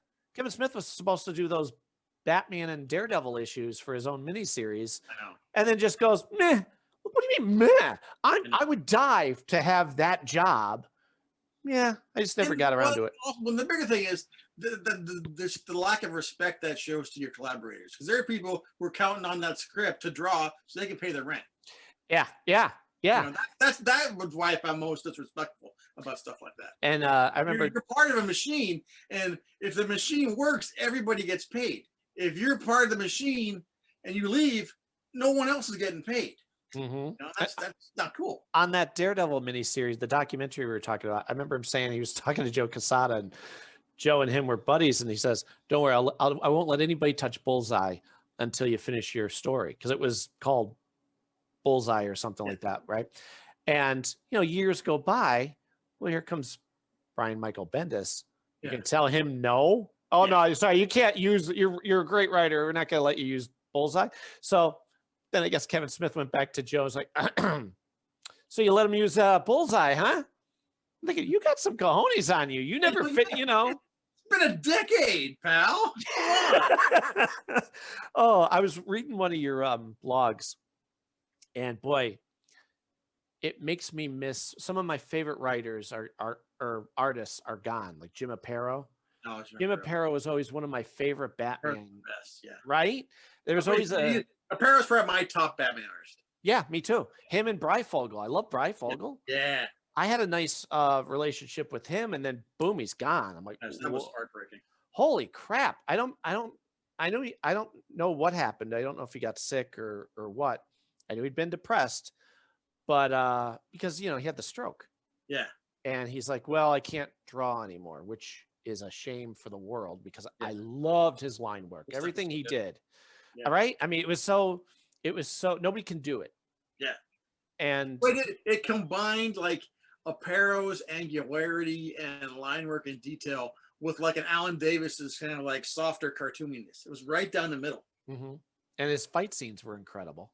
Like his movement and having same thing like Jim Aparo was great, because you get a sense of how Batman would move. He's flipping over something, but he's taking out this guy, and you go, that makes sense. The way he fought, I'm a martial artist, so I always nitpick this crap. So I'm like, no, I like that. All right. Yeah. And it's true of both Breyfogle and Aparo is those were the only two guys that made me want to see a Penguin issue. The Penguin was just fun to read. I mean, there's expressiveness, and he could look both fun and threatening, and you believed it. Mm-hmm. The only two artists where I ever want to see a Penguin story were those two. I used to think I was going to be an artist. I mean, I draw. I thought that was going to be my career. I went to Votech, the technical. Instead of going to your afternoon classes in high school, you go to Votech for your specialty. And I thought, all right, and it was because of artists like Davis and Breyfogle. I'm like, I want to do that. I love the expressiveness and the cartoony fun of it. And I want to do that. And the first class, the teacher says, all right, who here wants to be a commercial artist? We all raise our hand. All right. So you have to work really hard to even get attention. You will not work constantly. When you do get work, it'll be very stressful. And when you get paid, it won't be that much. And then once it's over, you have to start again. All right, let's get started. And everybody just went, oh. Yeah. I thought, you know, through the years, I'm like, all right, I guess writing is going to be my thing. I think I'll, you know, so. I will occasionally get people asking me how do you break into comics? And I always say, well, the problem is, and I wish I could remember who it was who told me this, but it's true. The problem is everybody breaks into comics a different way. Mm-hmm. And once you get in that way, they nail it up so no one else can do it again. So all I can say is keep writing and good luck, and you'll find your way in. But there is no one way. Right. And you know, for me, I don't know about you, but you have much more control as a writer. Yeah. Like if I draw, I was thinking about that. It's good that I didn't do that because I'd have to draw somebody else's story. And I kind of like, I think I was telling you when we were texting, I like the control. I need things to keep moving. I can't wait on somebody else. And I can make this happen if it's just me right now. Yeah. And I mean, if you're lucky and you find a good collaborator, that collaborator will then give you as an artist, the space to kind of make it your own and contribute. But then you have to build that relationship first. Right. But then once you build that, you get it. Oh, it's the best thing ever. I remember when we did the Star Trek Planet of the Apes crossover. Yes. Which is fun. Again, another great crossover. The Primate Directive, my favorite title ever. I still can't believe we got that approved. But we had this new artist, Rachel, and she was fantastic. It's her first book. And Rachel Stott. And so by the third issue, we'd gotten to where we trusted her pretty well. She was doing what we were doing, and she clicked right into it. And so we started kind of like opening things up and just giving her a chance to make things her own. And so we had this scene in issue 3 where Taylor has managed to get himself beamed up to the Enterprise, and Kirk is chasing him through the decks of the Enterprise. And she did it from above, like those family circus strips where Jeffy is going through the neighborhood, the dotted line. And I'm like, that's genius. And it would never have occurred to me to do it that way. But that's what happens when you get somebody that you trust. And whatever you want to do with it, and that was the perfect thing to see. Well, that's one of those, you know, again, being a sucker for any of that. Give me a documentary about a writer. Give me a documentary about an artist. Give me any of that behind the scenes stuff. And you can tell when you do find that wonderful partner, because they don't have to have as much direction. Yeah. Like I remember doing a script, and I'd have to say from this angle, and then and then and tell them exactly. Like, no, you just want to go. You know what I'm saying. Yeah. Be creative, have fun. Yeah. And did you read Batman Universe, the Bendis miniseries? No. Do it. Yeah. I'm telling you, because besides it's Bendis doing Batman, which is amazing because he doesn't typically.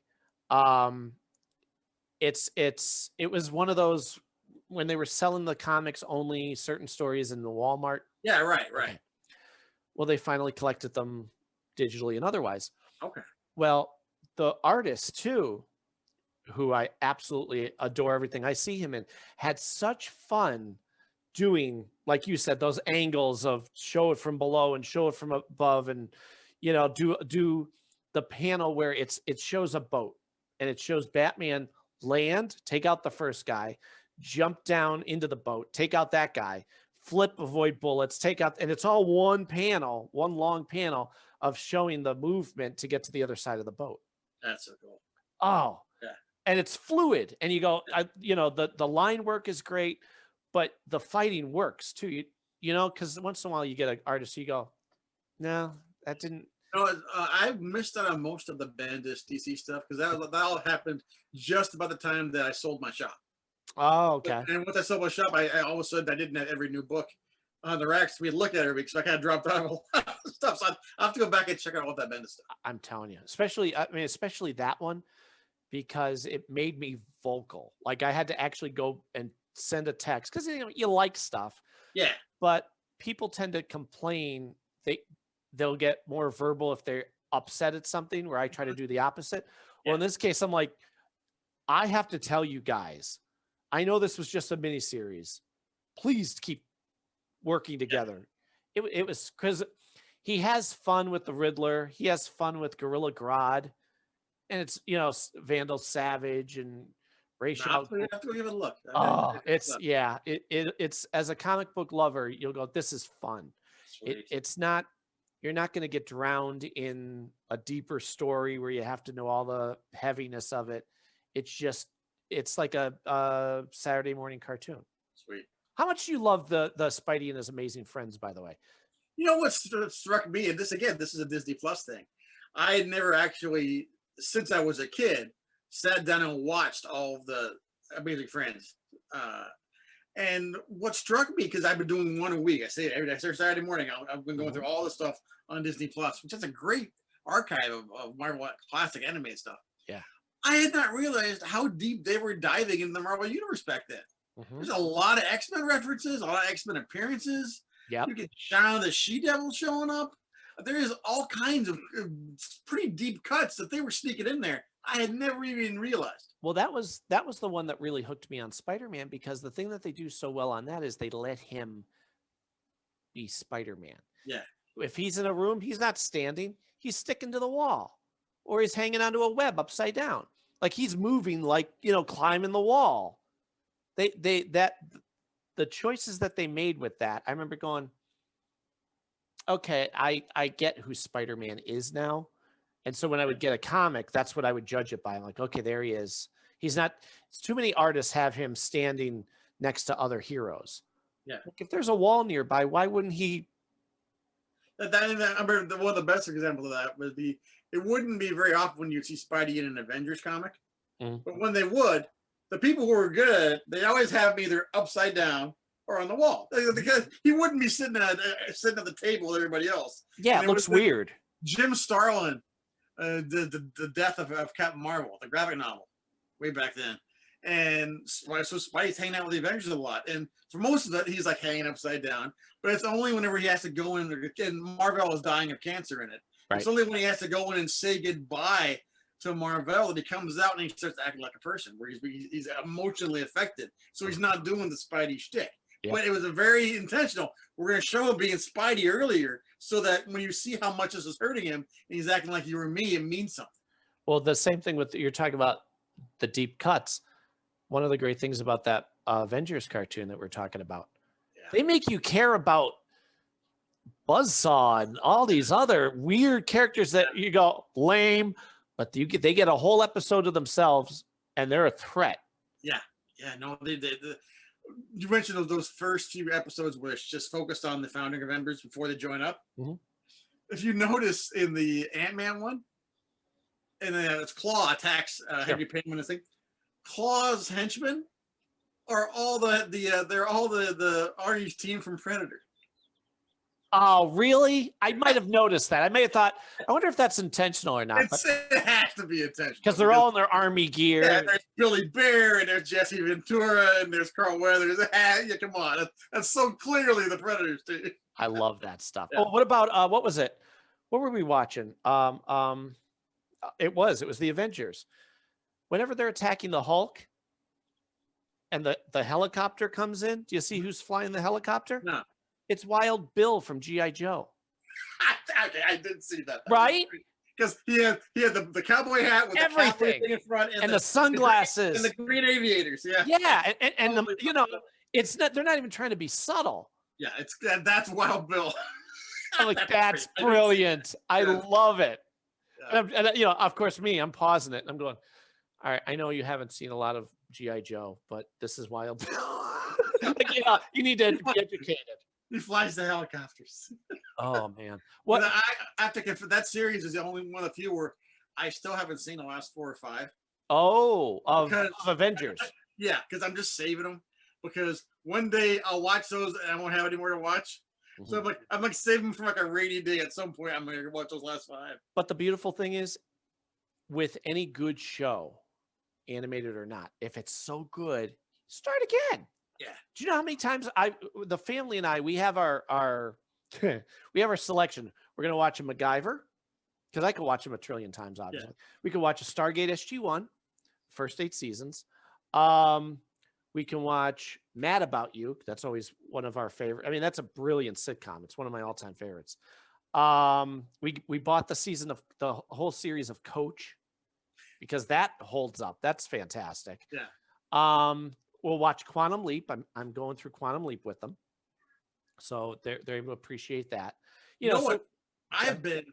My big rewatch right now, HBO Max again, which is rapidly becoming my favorite streamer after Disney. They get so much good stuff on there. Yeah. And I only bought it because I wanted to watch Wonder Woman, but then first off, their Turner Classic movie library is huge. And also they have a lot of the classic Doctor Who stuff on there too. In their I think it's in the British area, but they just put up a completely remastered Babylon 5. Is that good? Babylon 5 is great. Okay. Babylon 5 is amazing. It's a 5-year novel for television. It's Straczynski. And from season, I think season 3 to 5, he writes every episode. Okay. And there's stuff that happens in the pilot that pays off in the finale.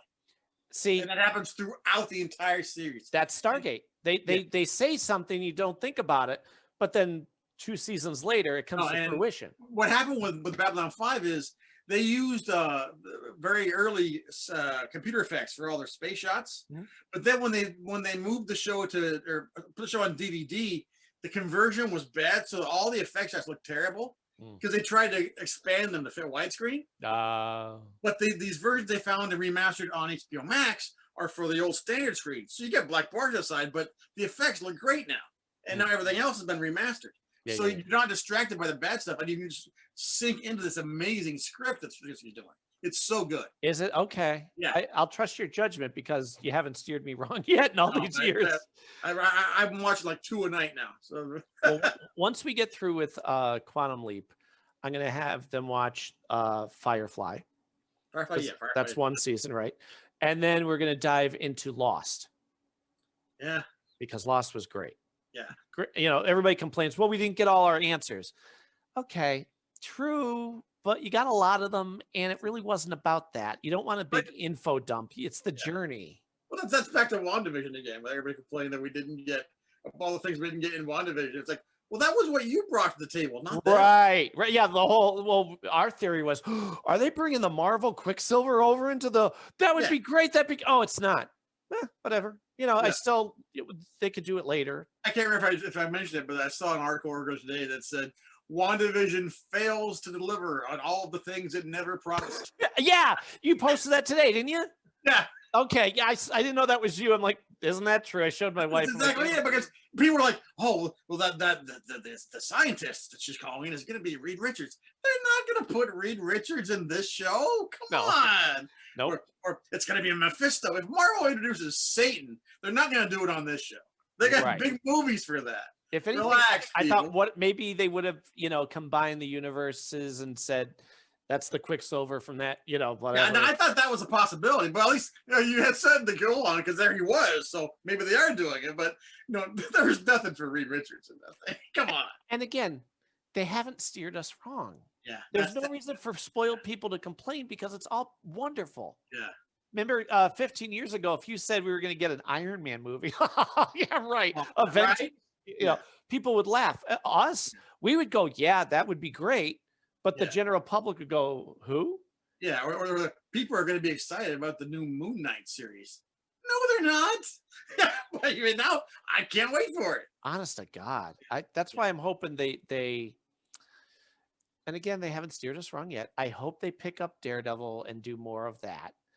He's supposed to be in Spider-Man. Good. But he's a great Charlie Cox is. As a matter of fact, he said he tried out for us to be Han Solo in the Solo movie. Oh, yeah. And he didn't get it because they said, he called them up and said, why? They said, well, you never looked at us. You did your lines, but you never looked at who you were supposed to be talking to. And he goes, oh, that's because I'm always Daredevil and you never make eye contact. You do the floating eye thing. It's going to be a liability in the future there, pal. And this guy, he's given up work to be available to be Daredevil because he loves it so much. Yeah. I mean, and I would be fine with that because I know that I've heard the story too about him being in the new Spidey.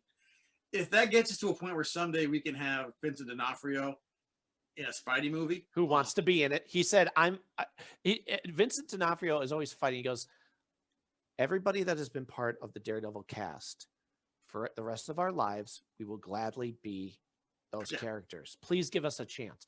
I'm like, thank you. Because if anybody was going to be, you think would be, oh, no, it'd be him. No. D'Onofrio, I think, was like the real star of that show. He was amazing. Well, the fact that they made you care, this is how I sell it to everybody. They go, should I watch Daredevil? I'm like, besides me loving Daredevil, even if I didn't, they make you care about everybody. They make you care about the Russian punk brothers. Yeah. You know, they care about Kingpin as much as you do about Daredevil. Yeah. Everybody has their moment. Yeah. It's so brilliant. It's so good. Right? And it's been so true to the characters. My only thing is they need to do the double D. They need to give him the D. Yeah, I'm with you on that for sure. But I mean, I would not mind if, say, they kind of like ignored the Defender stuff, because I didn't think that landed as well as it should have. Because I love it, but the mistake that they made, and this was Netflix really, they said, we want a shorter season. We don't want 13 episodes. We want you to do 8. Well, okay, so you got your 8, and by the end of the 8 episode, you're like, they're a team. Everything's great. Let's go. What do you mean it's over? Yeah, you didn't get the payoff. Exactly. Yeah. But if they ever bring in Luke Cage, recast that guy. I thought he was great. Agreed. Luke Cage was really good. Michael Cutlass. Coulter. Yeah. A really cool guy too. He came in the shop a couple times. He was a good dude. Yeah. But yeah, no one else is gonna bring Luke Cage and do better than he did. Right. Same thing with Daredevil. Yep. And for D'Onofrio, good Lord, forget about it. So it's real easy. You got a cast that wants to do it. Yeah. Give us a new show. You know, like, well, it might be darker because it's going to be whatever. How could it be darker? They had the Kingpin smash some guy's head in with the door. You kill the dude with a car door. And they showed the goop come out from below the car. They weren't going easy on that show, so I don't know what you're talking about, pal. Yeah. So I think, do they have the license back yet? I think they do. I think there was an interview with Feige where he said that all of the Netflix stuff has reverted back to them to use at some point. Which I think is why we're getting Daredevil and Spider-Man, which will kind of whet the appetite for it. And I mean, based on what the story's going to be, Parker's going to need a lawyer, so that's a good way to bring him in. Yeah. Oh, I read, of course, it's all hearsay. They're giving him an updated Daredevil, an updated costume, which the only thing I care about, give me the D, give me the big symbol on the chest, because that double D means something, like the bat symbol. You know what I mean? Yeah. No. Yeah. And there has not been many costumes that Marvel Studios did that I thought were terrible.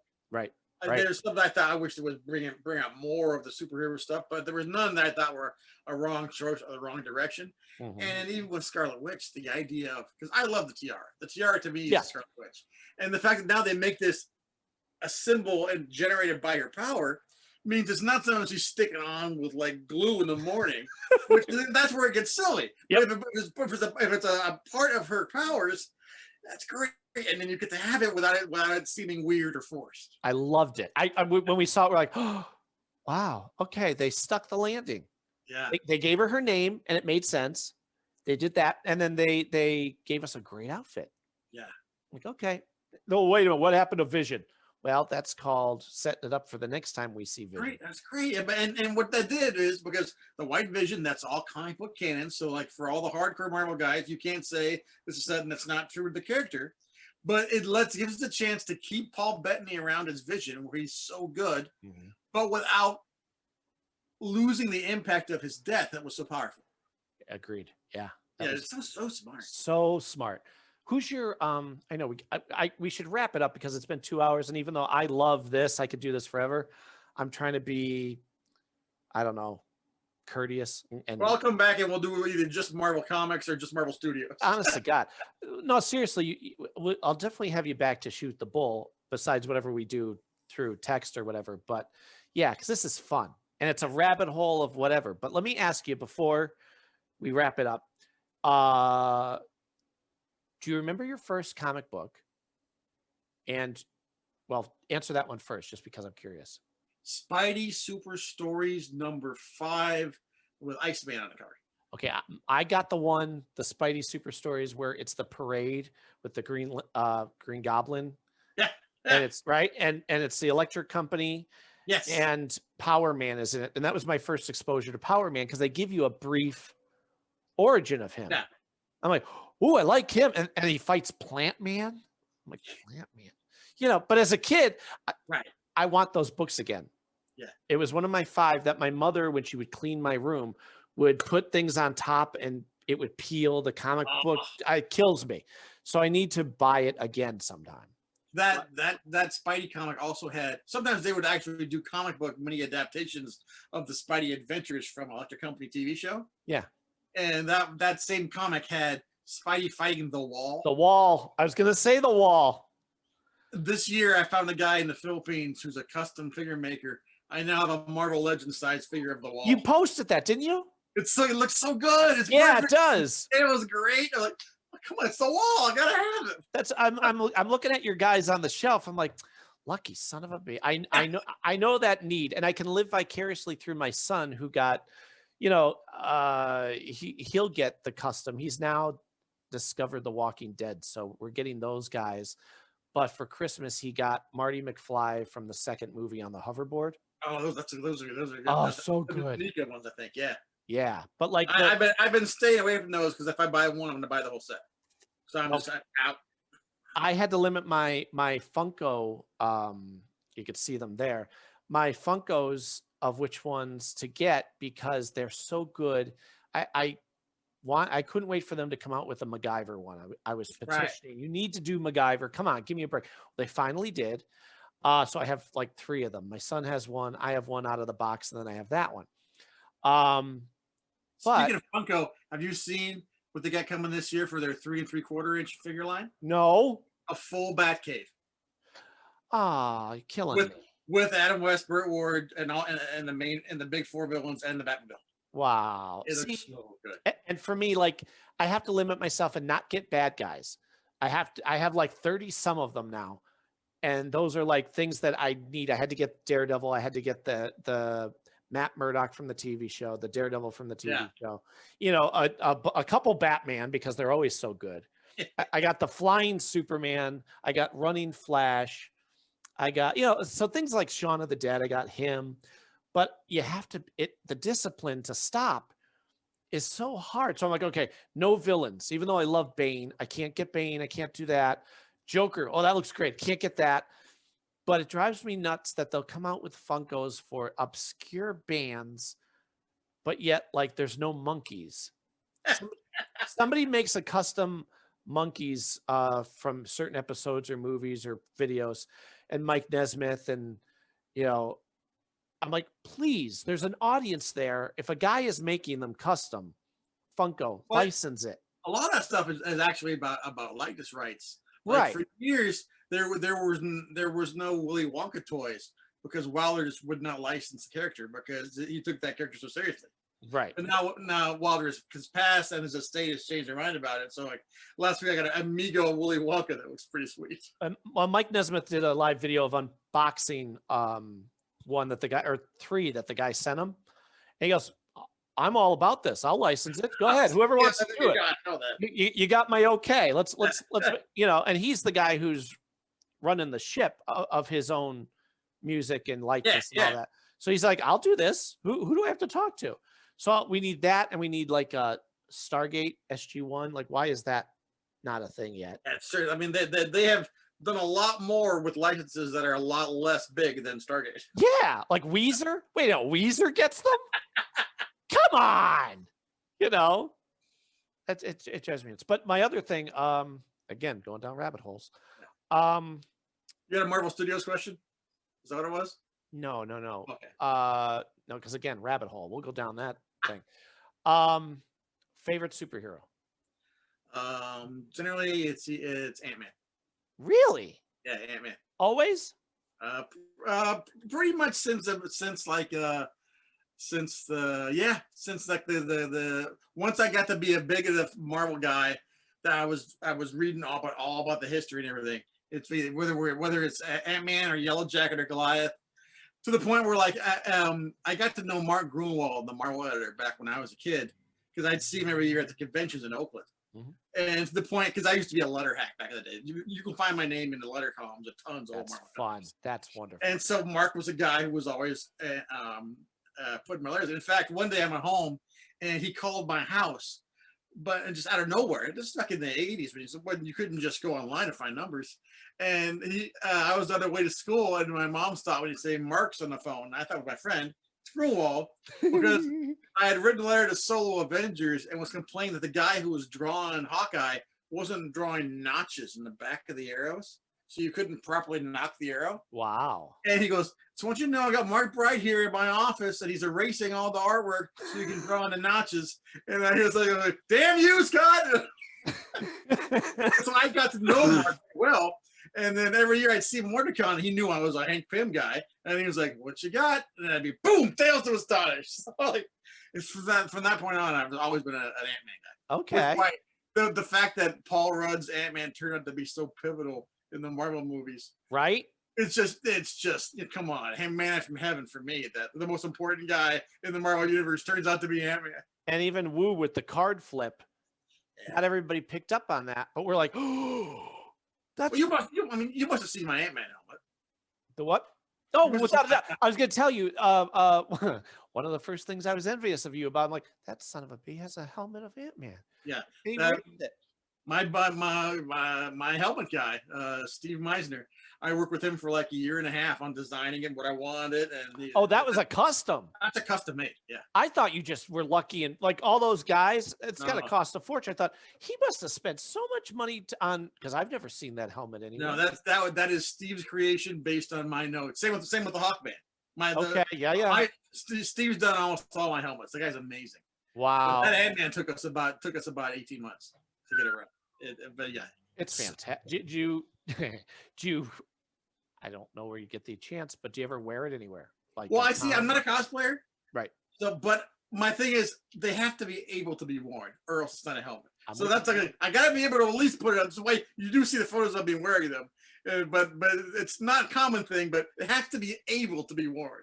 Do you have the Adam West Batman cowl? I got the one Mattel made, and that Mattel one is super high quality. It's pretty good. It is. Because I saw you, I'm like, oh, that looks fantastic. No, they only put that out for a brief time when they had their own like toaster site. And it's well done. And I'm not even, again, as a kid, I had Super Friends and the 66 Batman. As far as that was it. Yeah. That was, if other than comics, that was your Batman entertainment. So I remember thinking Robin's outfit was spot on, fantastic. Yeah. All the villains, great. Batman, I'm like, oh, that's, even the cowl and the cape are two different colors. Yeah. And in certain light, you could see one's a darker, like a purple, and The even worse thing, if you ever watched the, remember the Legends of the Superheroes and the Roast? Yes. Yeah. I guess Adam West just wasn't paying attention, because in that show, he doesn't even bother tucking in the cape over the cowl. So for the whole show, his cowl is flapping around. Oh, man. Every year as a kid going, "Hey, Batman, come on, tuck that in." Yeah, you're not bad. Just show some respect. Well, I remember being a kid and watching Super Friends. Like I said, I'd watch, and then they came out with. I was getting the which I saved for my son. They're in one of the containers behind me. The Superpower toys that you punch, right? They were the best, because before that we never had a good superhero toy. Well, then they come out with Galactic Guardians. Yeah. And everything jumped up a notch. Yeah. There were shadows on them. The cape would go over Batman's shoulder. I mean, small details like that. Well, what happened on the animated series is when they switched over at that last season, the Galactic Guardians, they changed all the model sheets. For years, it was all based on Alex Toth. Yep. And then the last season, it's based on Jose Luis Garcia Lopez. Yep. Which is also the basis for the Superpowers toys. Yep. So all of a sudden, all the Superpowers look like the action figures, which just look like classic DC. Yeah, and you had either fighting Darkseid. Yeah. Holy crap! I didn't know who Darkseid was. And then you see him like, oh, he's bad. He's a bad. That was the first time in any cartoon you got Batman's origin. Right. I just watched that the other day, actually. Yeah. And it was with Scarecrow. And I remember they're doing a party and Dick Grayson is balancing on a chair. In the tux. Right, in the tux in the kitchen, right? Yeah. It's funny. I haven't seen them in years, but man, I kind of want them because that was such a, as a kid, I'm like, oh, things got so much better. I think those are all on HBO Max now. Really? If they're not yet, they're going to be because they're moving all the Super Friends over there too. Oh, that makes me happy. Okay. Here's a Superpower story. I was also a big Superpowers guy, but I didn't get the whole collection as a kid. Right. So when I first moved to LA, and started going to toy shows, I was trying to put together the whole collection. And you could still do that back then. They weren't as expensive as they are now. Right. But the hardest one to get was Mr. Miracle. Okay. And so a buddy of mine who was also a toy dealer said, I can get you a Mr. Miracle, no problem. And so he knew another guy. So we're at a show and he introduces us and the guy hands me the Mr. Miracle, still on the card. And I hand him the money. And then I take out my X-Acto and I razor him off the card because my collection's loose. Oh, right. This is Mr. Miracle's for the shelf. And I did it right in front of the guy. And it was like I killed this dog. Oh, yeah, God, yeah. I wasn't trying to be a jerk. I was like, oh, Mr. Miracle. And they're like, what are you doing? Why, man? Why? And my buddy George is like, oh, yeah, I can't take you anywhere. Why? What I do wrong? No, but I'm like, he's getting out of the cuffs. See, he squeezed his legs together. Well, hey, I had to buy Brainiac a couple times because Brainiac, you're supposed to squeeze the arms to make his leg kick. Or his powerful computer kick. But wait, you're not supposed to squeeze the arms. It's one arm. But they don't tell that to a kid. It snaps right off. And it snaps. So then I buy another one and it snaps. So now I just went, all right, I'm keeping just the broken one, which is what I have. But I never got, I always wanted to get Dr. Fate. He was a great one. Yeah, he has the spell casting move. Yeah. And he just looked cool. I always loved the way he looked. And Cyborg, because it was the shiny metal. He was vac chromed and he had a sonic blaster or the drill, and they would snap onto his back. Oh, I didn't know that. Oh, that's neat. Yeah. Some of these I got, of course, you know, as a kid and a completist, you want them all. Mm-hmm. But I remember getting Martian Manhunter. Martian Manhunter was a great Martian. Yeah, I'm telling you, I have them. 2 seconds.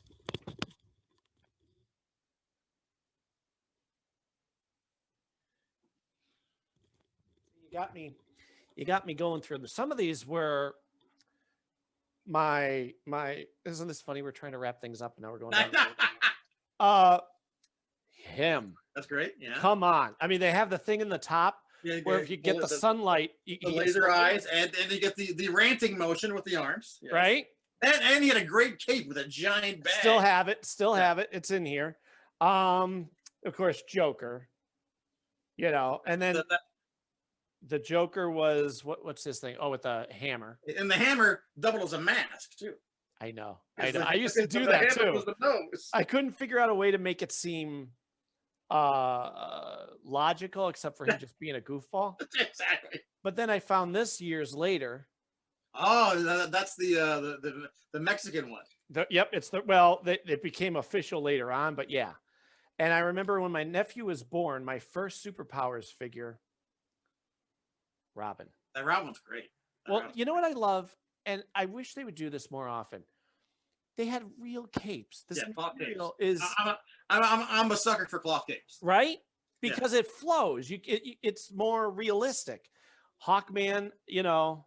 That Hawkman's so good. Right? I mean, and again, that Hawkman head was one of the things I said to my helmet guy when we were designing my Hawkman helmet. Really? I gotta have this for the front. Yeah. Well, here's why I bring up. Here's Martian Manhunter. Now he he punches whatever, and the cape looks cool. I love the detail in this arm right here.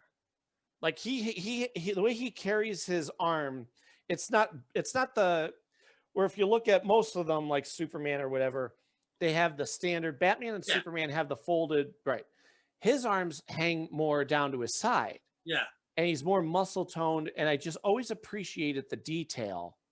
And again, as a kid, I didn't know Martian Manhunter. No, but if you look back at the comics they're drawing from, it gives him more of this big imposing look. And if you read, well, of course you did, because if you got them, you always read the little comic book that came with them. Yeah. And it made you appreciate, like I knew Green Lantern and okay, but I'd look at him as a kid and go, it's hard to play with Green Lantern because everything that he does is I'm making a fist. Okay, I'm making a choo-choo. He doesn't punch people. Yeah. So I would have him actually punch or fly, It was advertised as the ring thrust. Yeah, exactly. So, well, the thing that suckered me on this line when I was a kid was that amazing Batmobile. I have it. I have that is, to this day, that's a good callback. Right? Kill a back. To this day, that Batmobile was one of the best ones they ever made for toys because, for one, it's a 2-seater, and a lot of times they would go lame and not do that. But you had the trap jaw on the back, the batting ram in the front. It's an amazing looking piece. Agreed. And yeah, it captured people in the back. Yeah. I mean, that's and of course I had to have the cape flowing behind on top of it. Yeah. Right. And then this is a beautiful, beautiful figure. So good. I have loved this character ever since, just because of his design. Yeah. And they let him be the rookie member of the team who accidentally kills Superman. Yeah, that's a good episode. That's a heck of an episode. My brother always said it, and I realized in later years he's right. Firestorm looks like a Marvel guy got in a DC book. Yes, that's true. That's a good. Yeah, and then it was very much that is Luthor. That's my Luthor. I don't care about a business suit, but when they don't, for those years where they would never have him in battle, I'm like, no, you have to have him be. I mean, and I like the '70s purple disco collar too.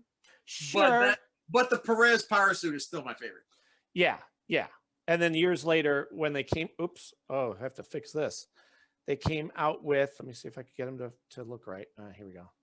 I had to, even though it was beyond my playing with toys years. The Tim Drake Robin. That's my favorite Robin outfit. That's from the Kenner Batman Returns line. Yeah, that's great. Right? But it fits right in with them. Yeah. So I'm like, all right, I got it for my nephew. He was going to get rid of it. I'm like, you're not getting rid of it. I'm taking it back. And remember, Marvel had the Secret Wars. The shield. This was the best Spider-Man at the time that you could find because the detail was there. Nobody ever really did the detail. And then, of course, if I was lucky, I found the black outfit. I never did find the last set of those that had the Constrictor or Electro or even the Hobgoblin. Hobgoblin was hard to find. Yeah. Here's my Batman that was so worn around the collar that the cape is like, showing its wear and tear.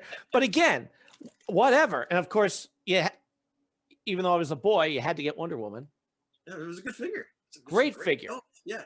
And again, like you, Linda Carter, Wonder Woman. My parents knew which way the wind blew with me, but I'm like, whoa. Those also look really good on HBO Max. Do they? Yeah. Because we were watching the first season. The World War II season. Yeah, kind of rough. I mean, there's good moments in it, but if it wasn't for her being charming, the later seasons are very 70s. They're bad in very different ways. Yes. Yeah, because like the outfits of, they would have her jump into I have to go swimming, and full body, But that one is good when she does that with the skateboarding outfit.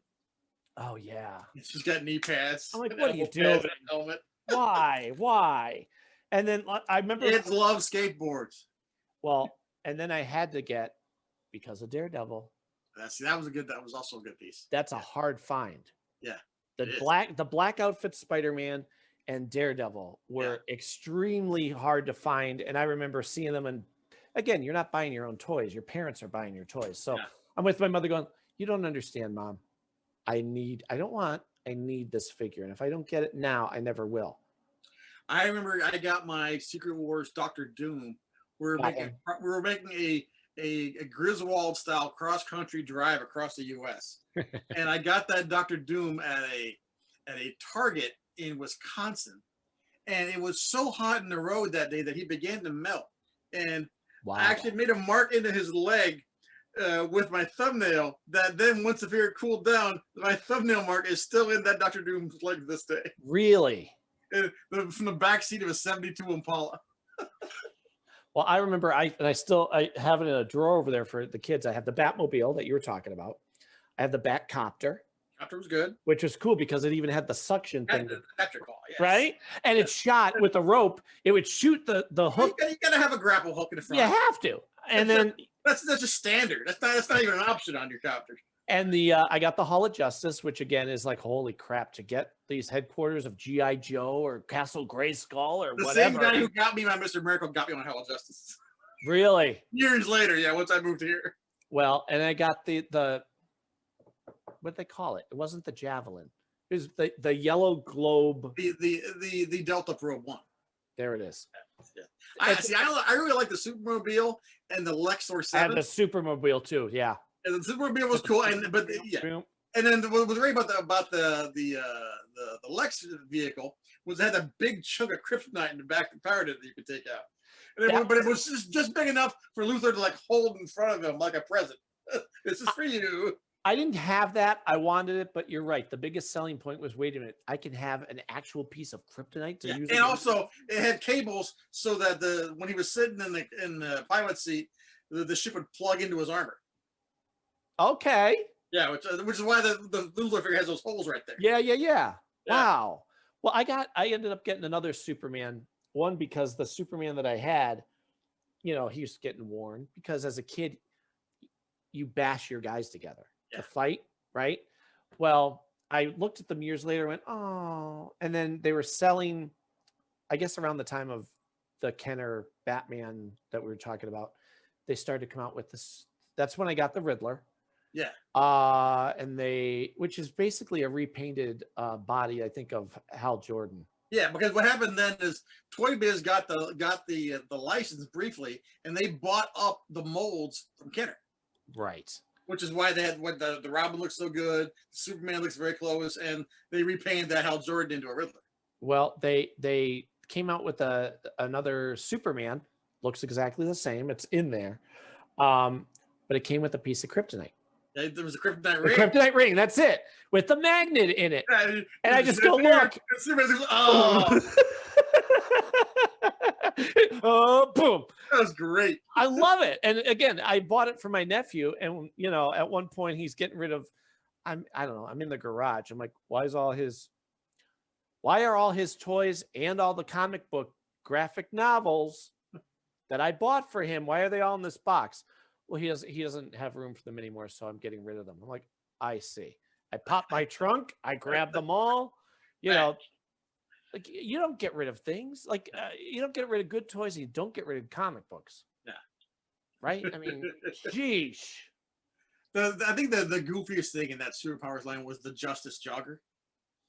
Remind me. Justice Jogger. No. It was like this like two-legged thing, and then your Superpowers figure would sit in the front, and there was a big wind-up key, and then he would run along the table like a Scout Walker.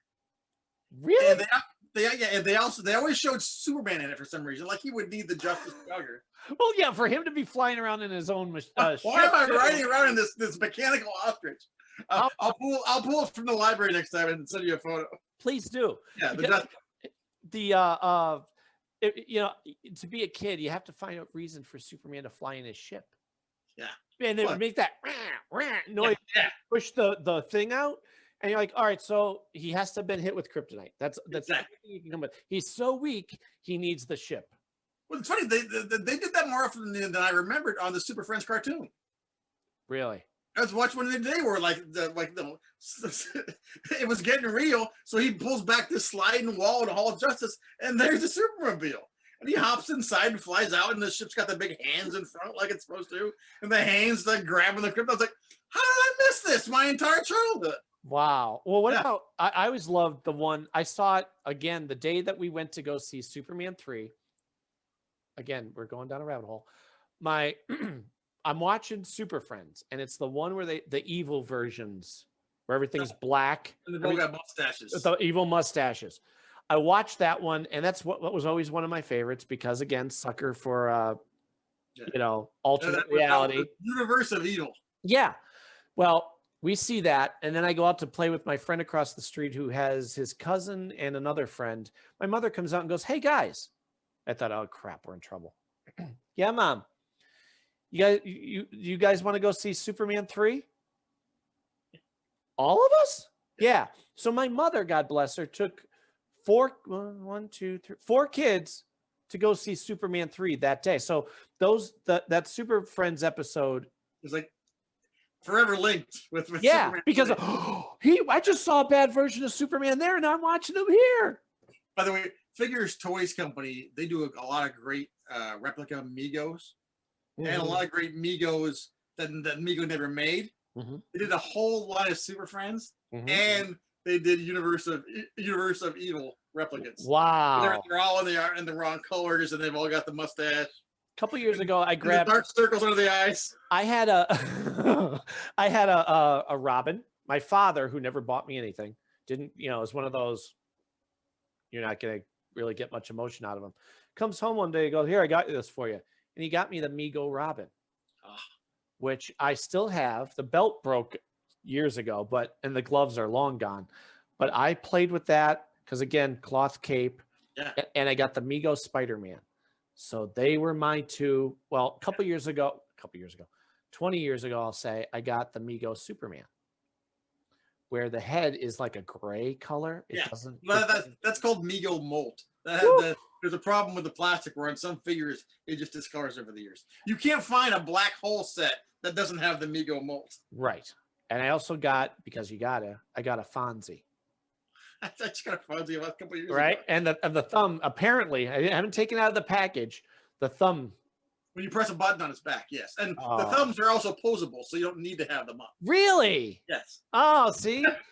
I have it in a box because I'm an adult. I can't play with them. But I'm like you. I'm like, I have to have it, and it has to be on a shelf somewhere. Well, the Mego guy actually started his company back up again. And I don't know if you're a monster guy, but he's doing Universal Monsters now. Oh, see, there you go. They're doing a Karloff monster. They're doing Dracula. Also Lanchester Bride. Really? Yeah, they look great. Why do they call her Manchester Bride? Well, because it's actually the Elsa Lanchester likeness of the actors. Oh, okay. Yeah. Okay. I was gonna say, I'm like, Bride of Frankenstein. That's who that is. Yeah. But before they would just do a fakes. Now they got rights to her likeness. Same with Karloff. Oh, I know. I've seen that. Yeah. I'm so envious of whenever I see one of your postings of something like, yeah, I want that. I'm sure that costs a lot of money, but God, I would play the crap out of that. The Mego is actually a decent price. You can get those at Target. And thank God they're smart enough to start making them again. Because that generation, it's the same thing why we have great comic book movies and TV shows now, because 20, 30 years ago, those kids were wishing for this, and now they're in the power to do it. They just came out with an Ultraman that looks great, and there's also a Rocketeer coming. Ooh. They got to come out with a, and I'm sure Disney will once the new movie comes out. Drives me nuts that we never got Indiana Jones. Yeah. I mean, I'm waiting in the mail for my Funko to come, because if you wanted an indie Funko, you had to go to Disney World or Land, and they were gone the day that they came out, and they were always so stupid expensive. I got one coming for $13. That's not so bad. And my wife got me Temple of Doom version for Christmas. Nice. But I have to have the jacket.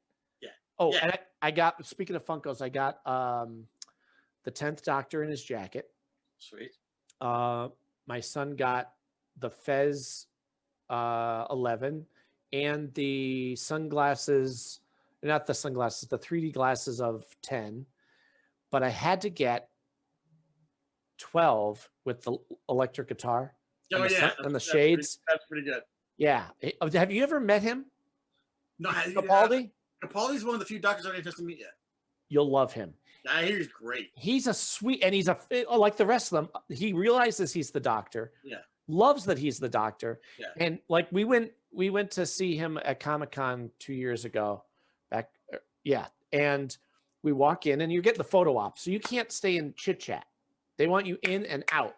Yeah. He sees my wife dressed as River and goes, "There she is." My wife goes, "What?" Because she's never met him.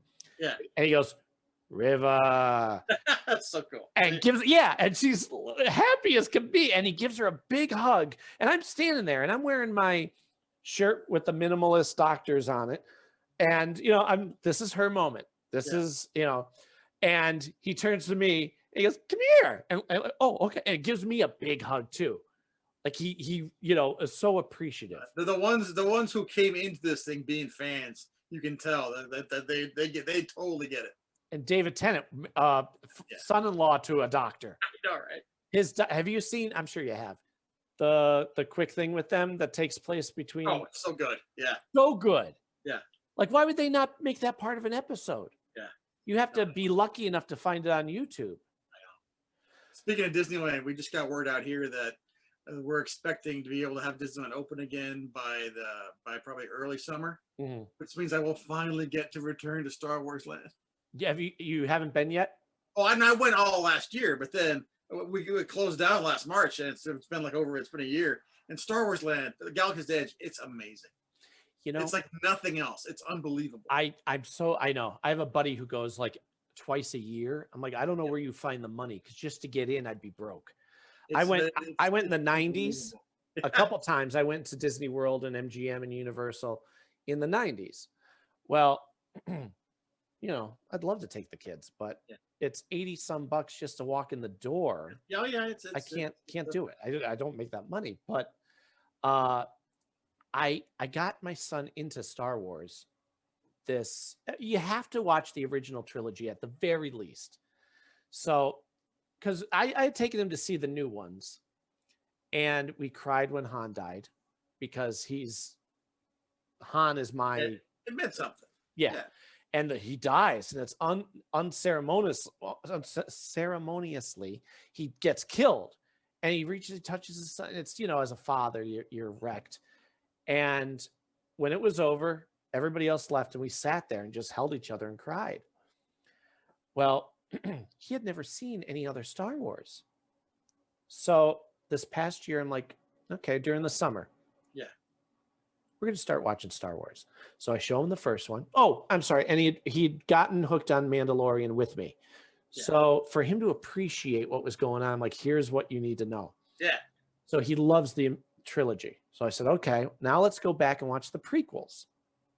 He agrees with me and everything else that other than the politics, it still feels like Star Wars. I love the prequels. Right. It feels like it's connected. Where these sequels do not. They are terrible, especially the second one. And we don't have to get into that, because I know different director decided to throw out Force Awakens, and like it was garbage. Anyway, you can't tell me you didn't like 45 minutes of Space Vegas. Like, I didn't need a side story. What are you doing? I know. But like, and the whole thing, like to have Luke Skywalker himself come out and say, that wasn't Luke Skywalker. Like, he's right. Thank heaven for the Mandalorian. I got my Mark Hamill exit the way I needed. Yeah, or maybe a new beginning. I pray to God. But either way, if that's the last time we see Mark Hamill play Luke Skywalker, fine. Perfect. Fine. It was perfect. We got to, because I always said to him, we only get to see a little bit of Luke Skywalker, the Jedi. Like, super cool. In Return of the Jedi, with the black outfit and the hood and the way he's carrying himself, you go, more of this, please. And then you never see it. And then now they throw out all the canon of the books and go, no, we're ignoring that. We're going to focus on these characters you don't know or care about. Well, long story short, like you said, thank God for the Mandalorian and everything else that is coming. Yeah. Just there's certain outlines to characters, mythologies, TV shows, movies. Don't mess with. Stay within those lines, and you can't go wrong. This is the kind of thing that Galaxy's Edge does so well with Disneyland with Star Wars. It is absolutely complete immersion. So I get in there when they first opened, and I had heard that they were doing a thing where you can make your own lightsaber. Right. I'm looking around for it. Well, all the signs are in Arabic. And I can't find it. And I asked somebody, and I'm like, hey, where's and I asked an employee, and he's got dressed in like, a Tatooine garb. Like, where's lightsabers? He's like, lightsabers? There's no lightsabers allowed in Batu. Okay. I get what he's doing. I'm sorry. Where's the scrap dealer? He's, oh, Oh, you want the scrap dealer? Oh, you come right around the corner there and go down those stairs. So I thank you. So I go down there and there's a thing and I get in line and then they take my money, which is a sizable amount of money, obviously. Oh yeah, but, they nail you. But you go in there and you're all around the table, and the maker comes out and he starts telling you the stories of the lightsabers and what they mean. And like this kyber crystal is the red one. It's for the Sith. And also the whole place turns red and the music comes up and they talk about the history of that and this. And they're going through your whole thing and you're building your lightsaber and they come along and they help you if you can do it. And they're heavy cast metal pieces. They feel substantial. And then they come along and they plug them all into the table in front of you. And then all of a sudden the place goes dark and you hear Yoda talking to you. Oh, about how the future is in your hands if you can wield it.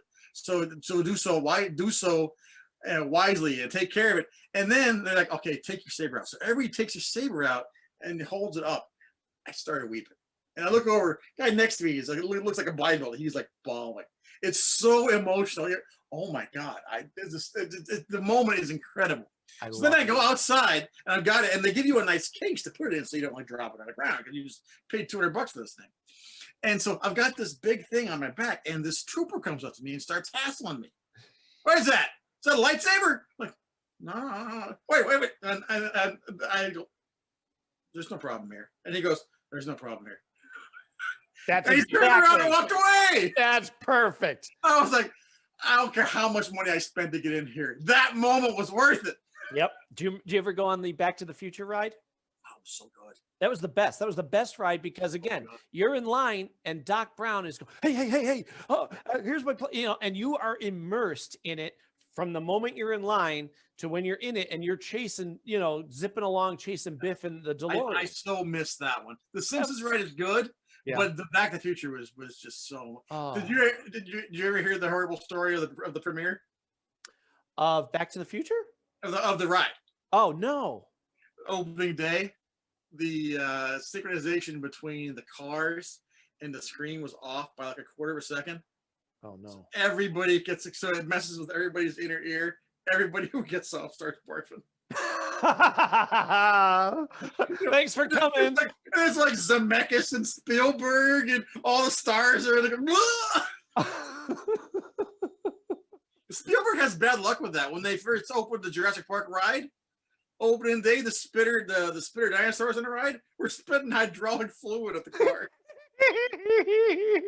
Basically, if there's ever a Spielberg ride, don't go opening day. Ooh, let them iron that stuff out for a while. Well, I remember watching the Indiana Jones stunt show. Oh, so good. Yeah, so good until something goes wrong, and the one guy's supposed to be, avoiding a boulder, and he didn't.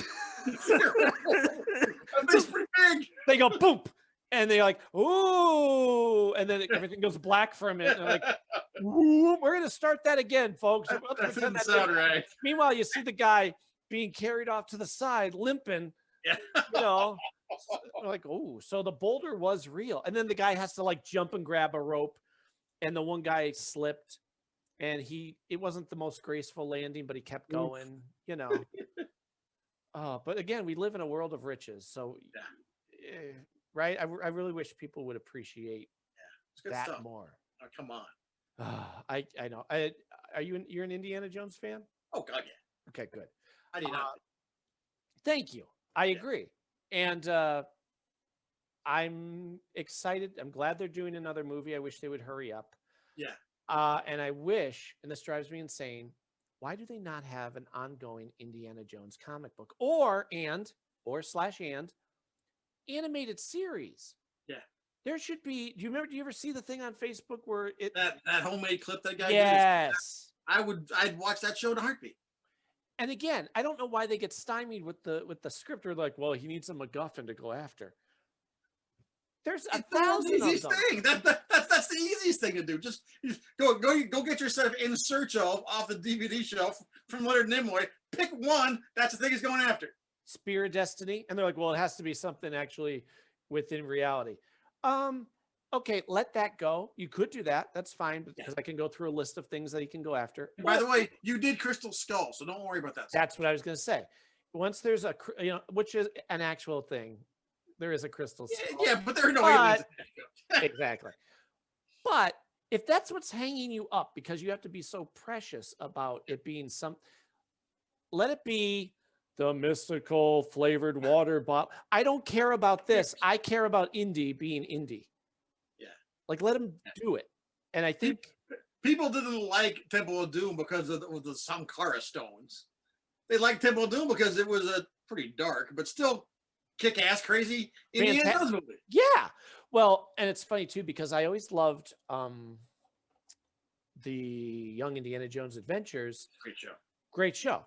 And I have them on DVD, and I'm showing my children them now. And I got to meet Corey Carrier, the little boy Indy, last year. I'll have him on the show at some point. Sweet kid. But he was impressed with all my knowledge of it. He's like, we started talking about, I'm like, oh, that was Africa. He's like, yeah. So that was the first one you filmed, right? He's like, yeah. And, but, so to have my children meet him, my son, they met him, and now they're watching him. But you know why that didn't last. There's a couple reasons. If I recall. The biggest one was the fact that when you say Indiana Jones, what does that mean to you? It means you go from one danger, narrowly get away, right into the next one. Oh, right into the next. You're on the edge of your seat, where this was not that. It was a bit more pedantic. It was a bit more historical. And it was still good, still fun, but I love it. I love it for what it is, but you have to separate yourself from what you expect. Yeah. And the rest of the world just went, no, there's not enough action in this. Yeah. But I love Sean Patrick Flannery in that. Yeah, no, I remember watching a few of those when I was a kid. It was a good show. It's a great show. And now, especially being older, you could see where he's dropping in more famous people. Mm-hmm. And on the DVDs, he does an extra disc where you're watching a half hour on the guy who wrote Nancy Drew and the Hardy Boys, because he's, things like that. And again, I love that behind the scenes stuff. So give me more. And if I can have my kids learn. Yeah. And I mean, that's the kind of the best stuff is the stuff that you layer into a show like that maybe you're not getting when you're 10, but when you come back and you watch it again, whenever you're 18 or 20 or 25, you've been to school, high school, you've been to college, and then all that stuff appears and you get it. Right. And when I watch like old Looney Tunes cartoons now from the 40s, and I realized, okay, that's Humphrey Bogart who's about to beat up Elmer Fudd there. That's Peter Lorre, and that's this, and that stuff should always be there, and so it works for both audiences. That's why Mando works so well. Your kid doesn't know anything about Star Wars. They love Mando. Right. Why? Because it's a basic story, and then all the extra stuff around the edges for the old Star Wars fans like us, that's just gravy. Mm-hmm. That's without a doubt. And it's funny too, because I see your Kermit the Frog behind you. I'm going through that same type of thing now, watching the old clips of Sesame Street and Muppet Show. That, when you're a kid, you love it because they're Muppets. Oh, holy crap, look at them walk. Look at them, Now, as an adult, I appreciate the humor. Bert and Ernie has never been more funny to me than they are right now. Kermit used to get on my nerves. Now I think he's charming and I would go onto these Muppet shows, and it's fantastic. Right? Right before this call, we're because I decided because I had the first 3 seasons on disc. So at first I thought I was going to just go right to 4 and 5. But then I was like, you know what? No, I'm going to go ahead and just go through. So we're watching the one from first season with Charles Avenzour, who was like this French singer. Because first season, they couldn't get big stars yet because it was a new show. We only watched the first episode with my kids last weekend. And they were only in the UK filming, so it was lots of European stars. So I wasn't really looking forward to Charles Avenzour, but I'm going to watch them all in order. And so I'm watching, and my girlfriend's half asleep on the couch, and I put it on, and the last episode, or the sequence, is him singing this song, Inchworm. I remember that. And all of a sudden she goes, is that the inchworm? And this is, we haven't seen this for like 35, 40 years. And that much of an impact. Oh my God, it's Inchworm. And all of these Muppet shows have these moments that I'd forgotten. And then and it's every episode is like the critic in Ratatouille taking the bite, where boom, it all comes back to me. Yes. Yeah. Same thing. Hey, start watching on YouTube and watch the old Sesame Street. 1, 2, 3, 4, 5, 6, 7, 8. So they've got 70s episodes on HBO Max. I know. Oh, on HBO Max? Yeah, full episodes. Okay, because I'm watching clip by clip, and my wife and I are trying to go to sleep, and I show her Ladybug Picnic, and and then we're watching the thing about there's a hole in the bucket, dear Liza, and the wife's going, "Oh God." Well, there's one on the old, it was on HBO Max. I think it was from like 1976, Sesame Street, and it's a runner. It's Muppet sketches throughout the entire episode. Yeah. And but the bit is that Mr. Hooper, David leaves Hooper's store to Cookie to watch while he has to run to the doctor. And over the course of the episode, Cookie Monster eats the entire store. He starts with just stuff on the desk, and then he starts dismantling the bar stools that Eden knows, and he eats the entire. It runs for the entire hour, and then David comes back and sees that he's eaten the entire store and has like a breakdown, and that's like he's shaking and they're like taking him. It's great. One of my biggest memories was the Christmas special. It starts off with them ice skating. And then they make the link, and then they grab Oscar, and he gets thrown through walls. And as a kid, I'm like, action! We're watching Oscar's garbage can go through walls, And then the whole thing with Bert and Ernie, they did that classic where, I used all my paper clips to buy him a tray for his rubber ducky, but he sold his rubber ducky in a box for And then Mr. Hooper, who as a kid I remember thinking, oh, he's kind of, I don't know if I like this guy. He comes in and goes, by the way, I happen to get you both something, and he makes everything right. Well, I hadn't seen that in years, but it was always part of my, now I see it on YouTube. I'm like, I forget which one it is. It's either episode 3 or 4 of Muppet Show on Disney Plus, and Ernie and Bert are guest stars. Yeah, I just watched that clip where he's dancing with her, and she goes up the steps, and then they're like, it's with what's her name, Julia Prowse. Yeah. Yeah, and they're like, that was kind of weird, Bert, was it? No. Between Disney Plus and HBO Max, there's just so much good nostalgia stuff that I haven't seen in decades. At your fingertips. And to have, when you're trapped in your house all day for a year, it's pretty good to have. And to have my kids to go, here's what you need to understand what's right in the world here. Yeah. And and they appreciate that. Yeah. And again, as an adult, to watch Muppets and Sesame Street again, I enjoy it on such a deeper level. Yeah. Because remember when you were a kid, when they would do a song, you'd go, oh, God. Right. Like, oh, we're going to have the special guest star. Who's this Paul Simon guy? Oh, he's going to sing a song. Oh, God, get to the funny. Throw a Muppet across the room. That I want to see. Yeah. Now I get the Paul Williams episode. And it's that song. I put that on my iPod, that version, because it is so strong. Yeah. And it is so perfect. It's old-fashioned love song or no. Sad It's song. a sad song. Yeah, that one. The BR song. The harmony and his voice is so powerful. As a singer, I'm like, I want to add that to my set list. And then they cut down to Ralph, who's on the piano. Yep. And Ralph is so soulful. Yeah. And at the end, it's just this little flourish where he closes the piano lid and he just puts his fingers and just goes. It's the nuances now that, again, as a kid, you never noticed. And I never appreciated Old-Fashioned Love Song as much as I did watching him do it. Yeah. Because that's his brother that wrote the song. Yeah. I have John Denver and him on Late Night Special, or maybe it was John Denver's special, singing harmony to that song. So the cool. two of them. Yeah. And he goes, yeah, my brother wrote that. So now ever since, I'm like, I know the one that everybody hears. But to hear Paul Williams either sing it with John Denver on the Muppet Show, little differences. You go, If you want a treat, jump to the season 5 mm-hmm. pull up the Linda Ronstadt episode. Which I mean, I was a kid. Linda Ronstadt was everywhere. Sure. She was huge. Yep.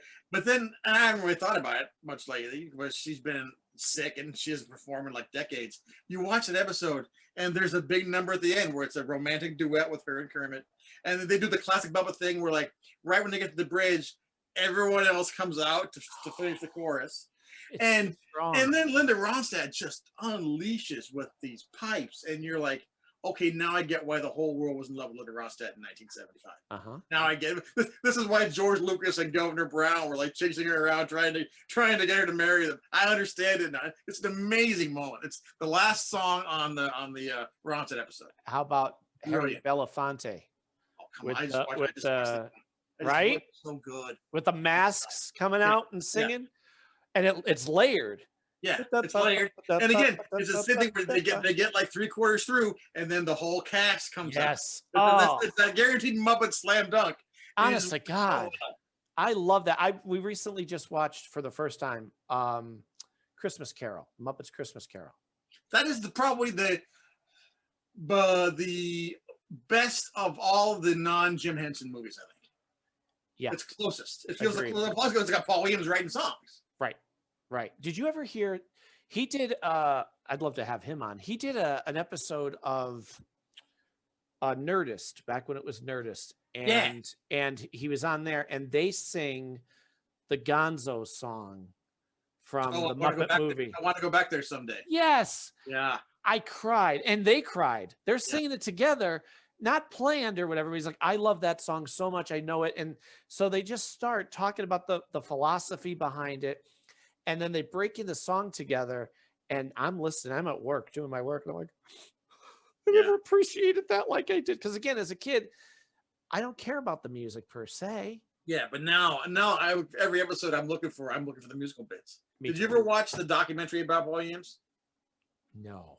I forget what it's called. I think it's called Still Alive. Yeah, I'm Still Here or something like that. It's really good. I'll have to look for it. And the best thing about it is they have all these clips of him in the 70s on various TV shows and movies. He was in Smokey and the Bandit, and Yeah, no, the Paul Williams stuff and from that first episode, it's amazing. Oh God. Yeah. Okay. Now we're gonna watch it tonight. I have time before Walking Dead. It's it's almost 7:00 here. I'm gonna see if we can crank out a Muppet show because, like I said, now that they're available on what is it, HBO Max? The Muppet Show, Disney Plus. Disney Plus. We watched one episode. Now, this all started because I had them start to watch the sitcom that was on a couple years ago. Muppets. I think it was just the Muppets, right? Just the Muppets. Yeah. It was brilliant. It was so good. It was quick. It was good humor. Yeah. And it it's a shame it got yanked, but okay, that got them interested now. So then I bought them the whole run of, remember the comic that the Muppets had a couple years ago? Oh yeah, those are great. Great, Boom Studios. Yeah, I got them that. Yeah.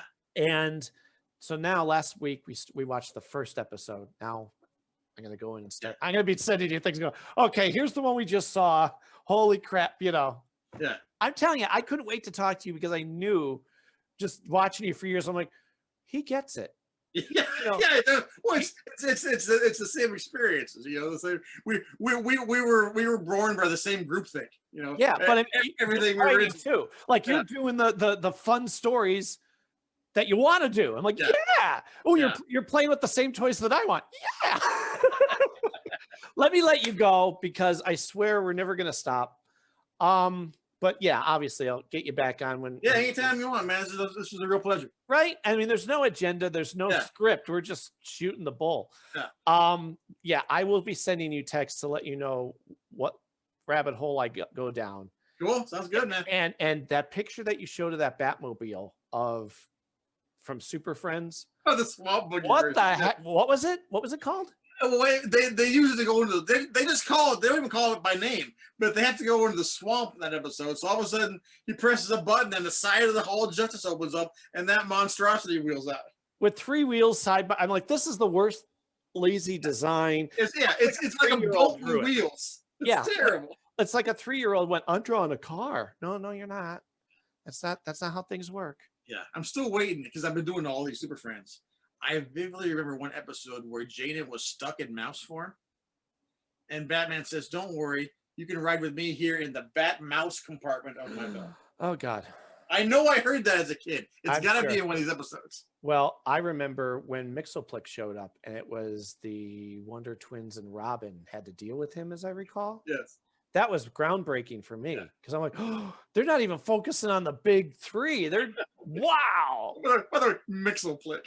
Yeah, which drives me nuts. I don't know about you. It's pronounced Mixoplex. It's not Mixius Spitlick. It should be Mixius Pitlick, unless you're talking about the Earth 2 version where it's Mixius Tiplick.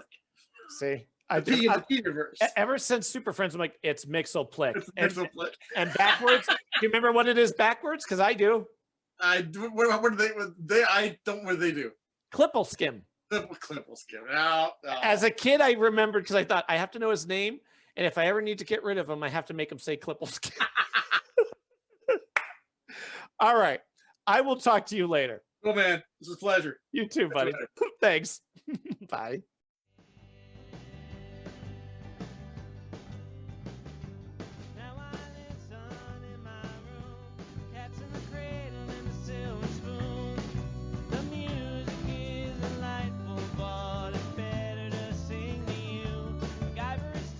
The Never Gets Old podcast is part of the Forever Adventure Network. Music by Harmony Constant. Some artwork by Joseph Arnold and Jared Brown.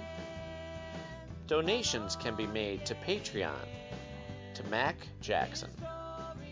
Join our group pages on Facebook and follow us on Twitter at Never Gets Old Pod.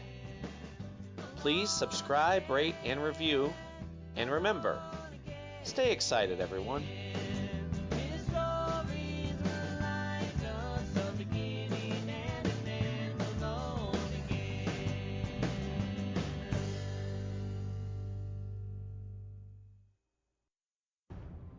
The Forever Adventure Network. Welcome to the adventure. Hi, everybody. It's Mac Jackson. I wanted to invite you to a new site called the Forever Adventure Network. This website has everything. Pictures, videos, blogs. There's original music by Harmony Constant. 2 podcasts. One is the MacGyver podcast, where we celebrate Richard Dean Anderson, his iconic roles, and how it's influenced our lives. There's episode discussions, interviews, and life conversations. The second podcast is the Never Gets Old podcast, where we celebrate all the best things that we love in life, from TV, movies, music, and comics. The site is also the home for the MacGyver SG-1 audio series, an ongoing adventure series that continues the adventures of MacGyver and SG-1. There are also multiple stores to choose from for all of your pop culture and adventure needs. Come on by and check us out today. And thanks for joining the adventure.